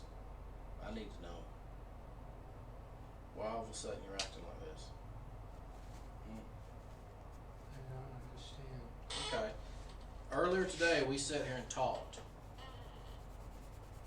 But now you're acting like you don't know what's going on. I mean, did something happen or something to you? I mean, why are you shutting down? Why are you not talking to me? I don't know. You don't know? Are What you the scared? heck? No. I mean, you're not scared, are you? No. Stephen's demeanor doesn't waver for the first 20 minutes, so the detective eventually takes a more distinctly aggressive approach. He attacks the subject's character to see if it might coax him out of the act and into defending his dignity. You got your ass on that fucking news and stood out there and gave a media report that her mother saw Being a detective would be crazy. about her missing daughter. And you Why did you just say that? Why would you say, wait, how is Cutie still alive? Do you mean how is Cutie still alive? Like streaming or still alive? Because it's a very creepy thing to say while watching something like this, and you better correct yourself within a few seconds.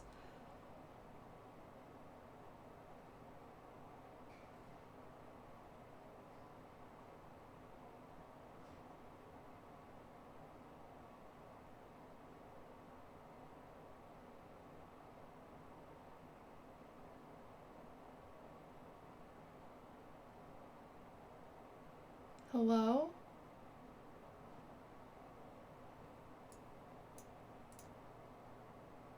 Wait, are you in the video? Or is it someone else? What are you talking about? You think this video about a murderer? I'm in the video?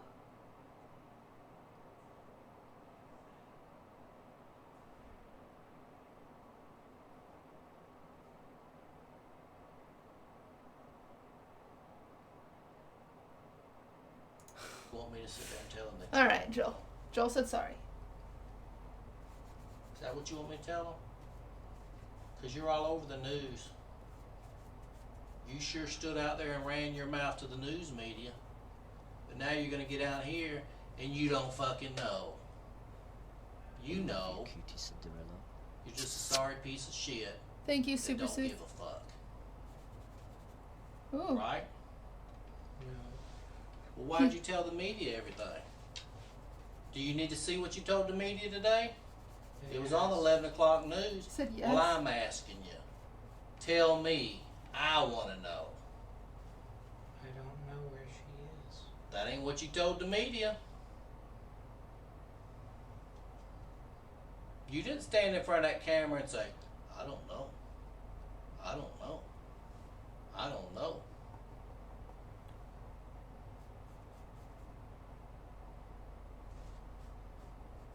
I need you to tell me what you want me to tell her mother.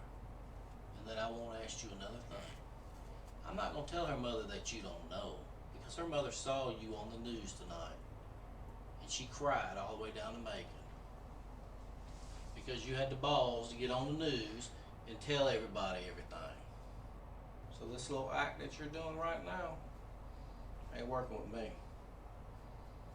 Okay? So you just snap out of it and tell me what the hell happened, so we can move on.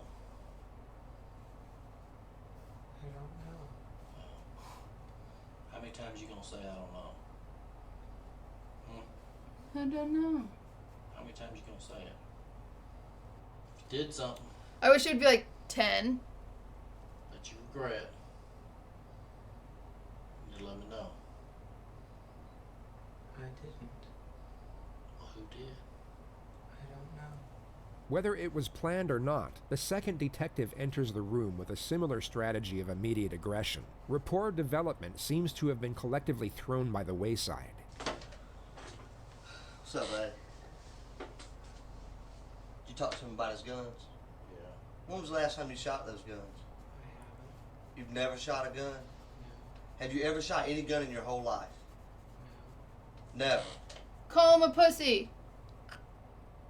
So you bought 3 guns that you've never shot? Yes. Why? For what? For what? I'm asking for what? Why do you want to have them? What makes, did they give you, I mean, tell me why it's important to you to have 3 guns.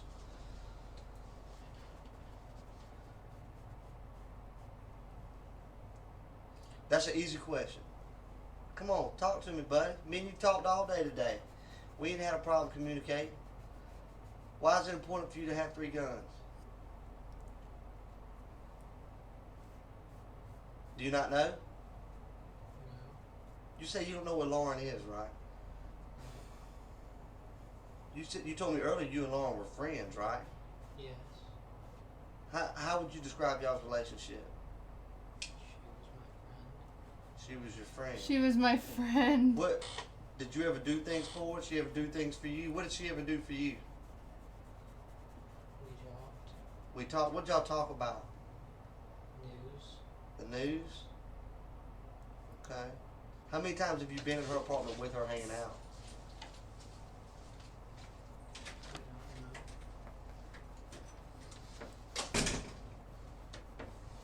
You don't know?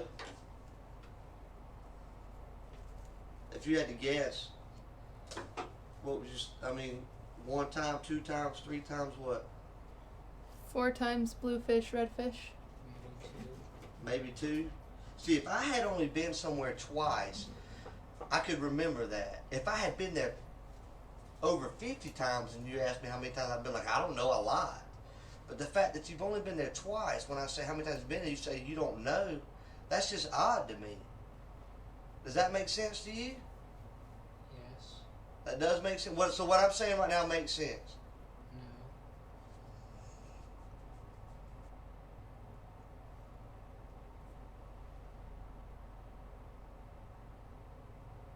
No. Lauren's missing. This pretty little girl right here, your neighbor, she's missing. Much like Detective 1, Detective 2 now valiantly moves in for the psychological charge. He closes the distance and locks eye contact. His physical demeanor, alongside a prolonged gaze, will hopefully crack the suspect's fortified barrier. Once broken, the momentum will commence and the suspect will be more likely to divulge incriminating information. Wow, All the that's detective interesting. has to do is maintain eye contact for longer than his adversary. It's a psychological battle of attrition between two opposing forces, and these moments can sometimes last for minutes on end. I know. Me and you both know it's no different than when you was a little kid, right? And you reached in that cookie jar and you got caught after your mama told you not to get that cookie. And she was, did you get a cookie? How did he know about the cookie? No. And whenever you tell a lie, you feel bad about it right then. One, with every lie, there's a chance you're going to get caught. And that weighs on you. Because you know you did something bad. Am I right? I didn't do it. You didn't take the cookie? No. You smell like you've been cleaning up, like you've been using cleaner to clean up. I know what that smells like. My wife smells like that all the time when she cleans her house. You've been using some But just my to wife. clean up your apartment, hadn't you? No. Steven, you telling me you live like a man? How does your apartment get cleaned? I clean it. When was the last time you cleaned it, Steven? I don't remember. Was it this week? No. You mean you go a whole week without cleaning? Dude, this guy is so weird. Why? He just changed his personality the second, because I keep forgetting how he was just like talking like normal in the interview. I don't know how else to say it, Steven. Let me tell you what I think. I think that she was a friend of yours. Look at her right here. I think that she was a friend of yours. And I think something happened, Steven.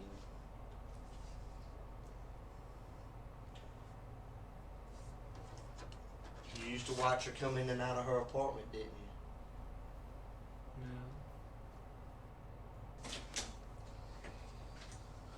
Well, how y'all doing? We're just talking. See that pretty girl right there? Yes. You telling me you looked at a pretty girl like that and you never once thought, ever, man,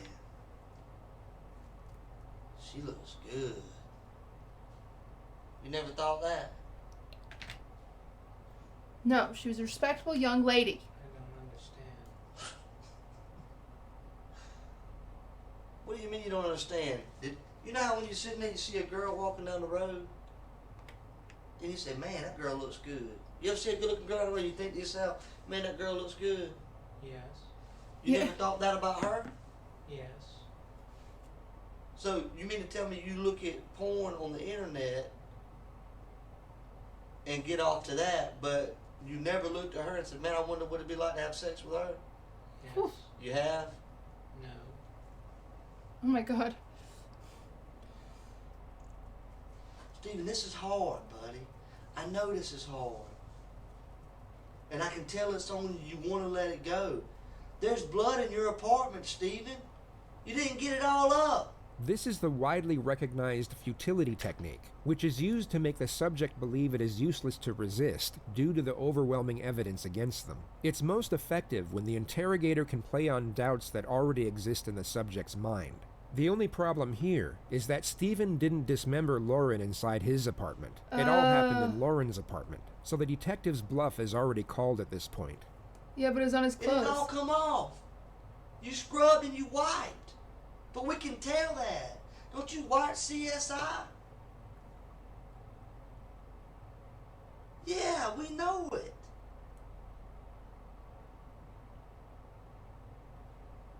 Steven, Oh my god. why is there blood in your bathroom? The detective now completely shifts his strategy from confrontational and aggressive to sympathetic and understanding. He attempts to create a connection and then afford Steven a more socially acceptable reason for the crime. This is extremely difficult to pull off after a direct confrontation, as there is no established rapport nor trust. The usual routine is the exact opposite. You would first build rapport and then get aggressive once a connection has been attained.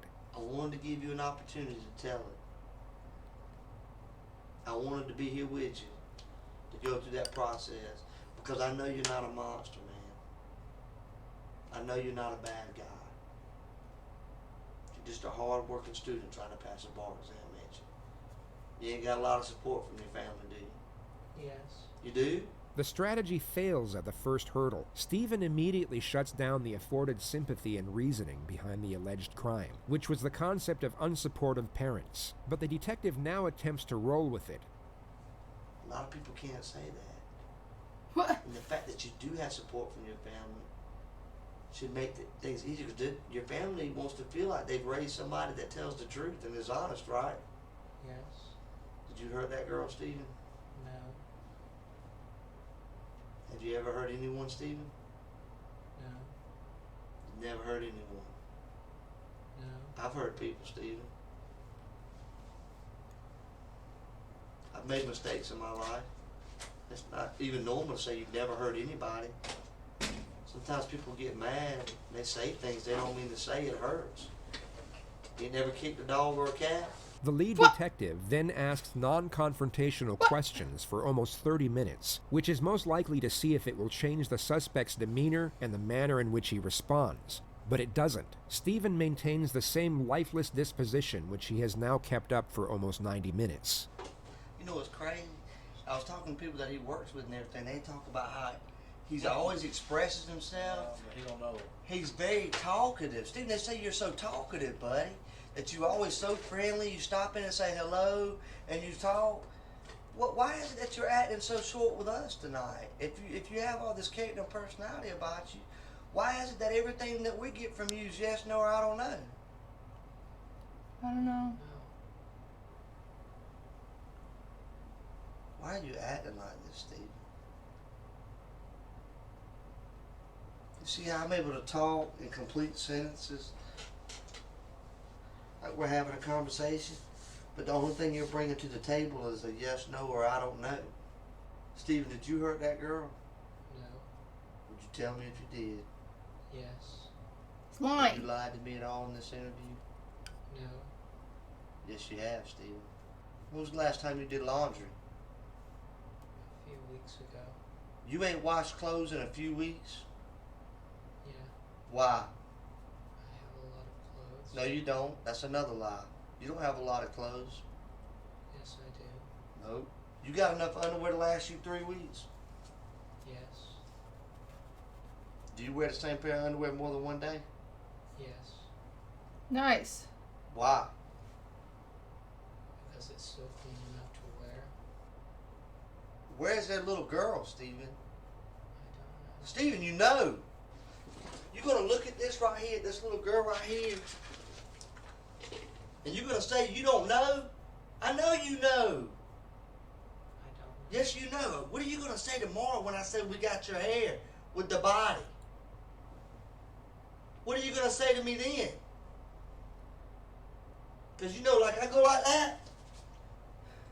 Look at my hair.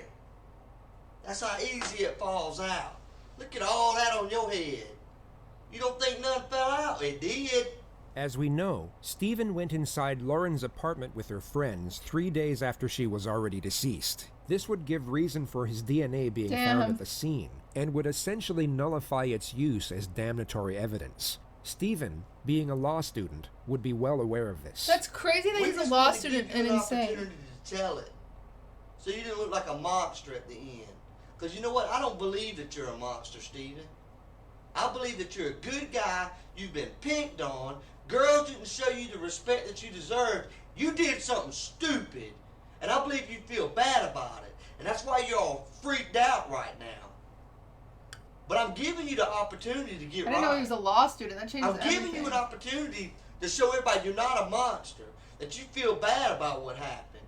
Your hair's there, man. Your hair is there. That's right, buddy. See that?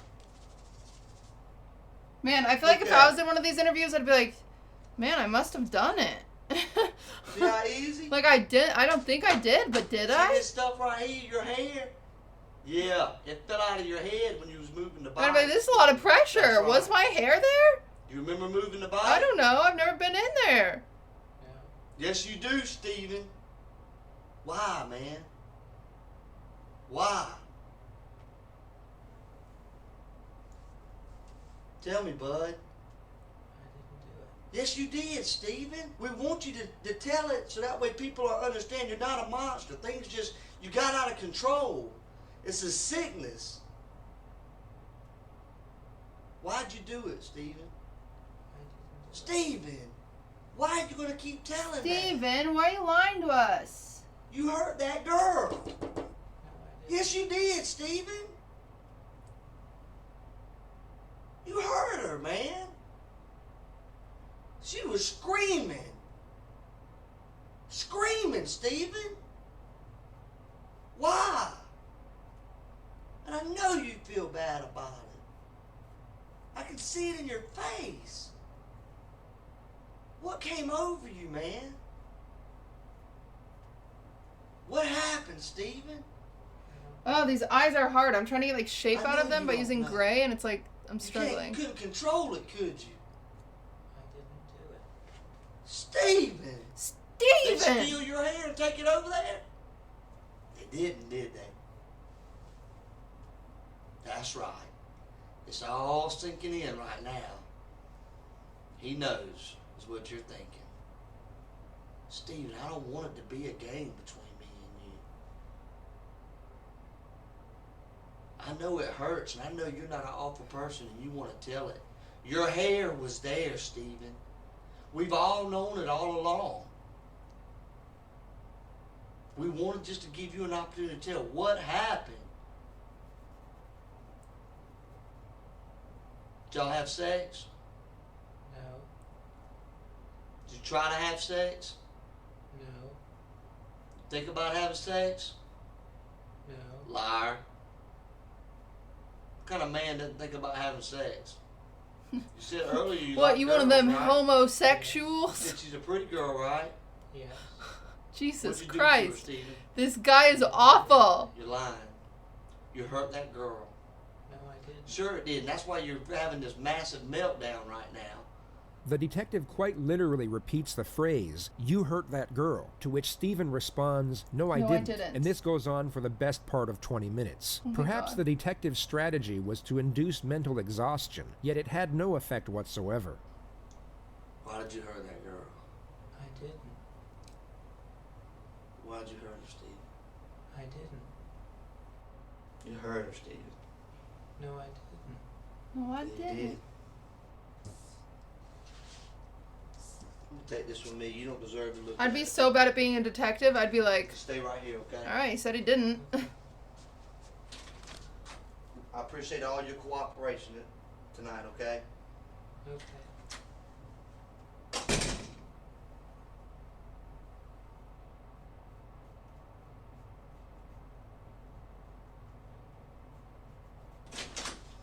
Alright, we're getting ready to go. I just need to discuss a few more things with you. The lead detective now abandons the pursuit of any sort of admission. He instead proceeds to belittle and humiliate the suspect as much as possible. What? It may have a tactical purpose, but it's more likely out of frustration, alongside the fact he is certain of the suspect's culpability. Where you, I know earlier today you told me you stayed home all weekend, right? In your apartment. Yes. Did anybody see you? What if he was innocent and you just roast the shit out of him? Computer all weekend? Is there anything I can look at that I can say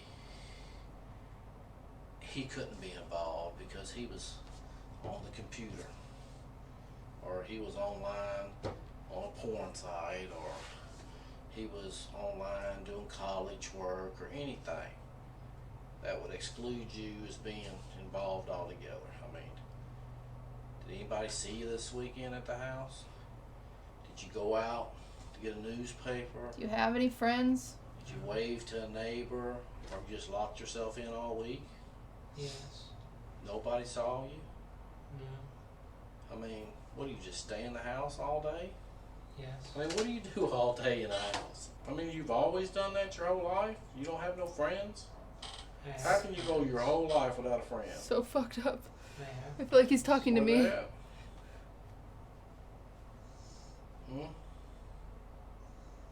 Where they at? You have any friends here in Macon?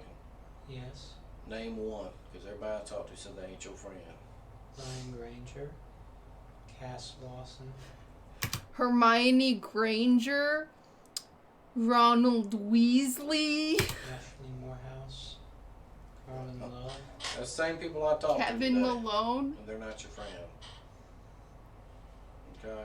Michael One of the Scott. reasons interrogations are so fascinating is the ethical vacuum it creates for everyone inside its bubble. In any other circumstance, the detective's behavior here would be considered cruel and reprehensible. He's essentially bullying the suspect, yet the empathy we would normally have is now stripped away through the impression of retribution. We know this person has done something horrific, and the treatment he is now receiving is merited through his own actions. They're not your friend. Oh, chat, this is awful. I'm struggling. This painting's gonna take me years. It's all over anyways. I just want to know what was going on tonight. Game's over. I mean, we know Hope what you you hear did greatest there, so work. we just want to know what you, Ugh. if you were going to tell us or not. I didn't do anything. Well, that's what you say. But we know different. So you're fucked either way. The light brown, yellow, white is beige. We already know. I love you, QTCinderella. We know you Thank killed you, Igor. her. We know Igor. you put her body in the trash can. News Is media this what knows cutie it. streams are like? Is that a good thing or a bad thing? What does that mean when you ask that question?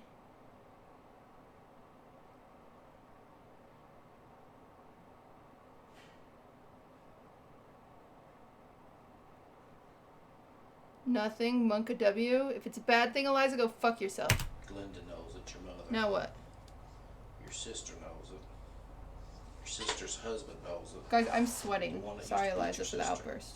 He It's knows really it. hot in here. And I hate You know this what he painting. said? And this video is creepy. He's a crazy motherfucker, is what he said. When I called him. That's your own family calling you crazy. Nobody wants to see you. Nobody's coming to visit you. Nobody knows the troubles I've You seen. can sit there with that dumb look on your face.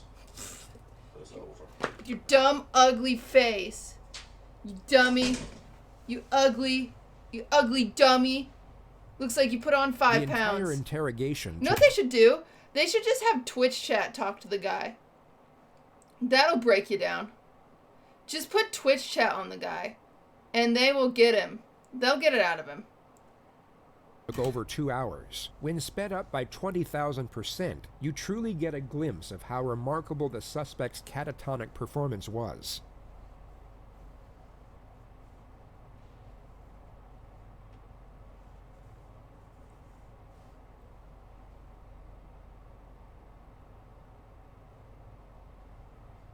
That's crazy that he just stayed still.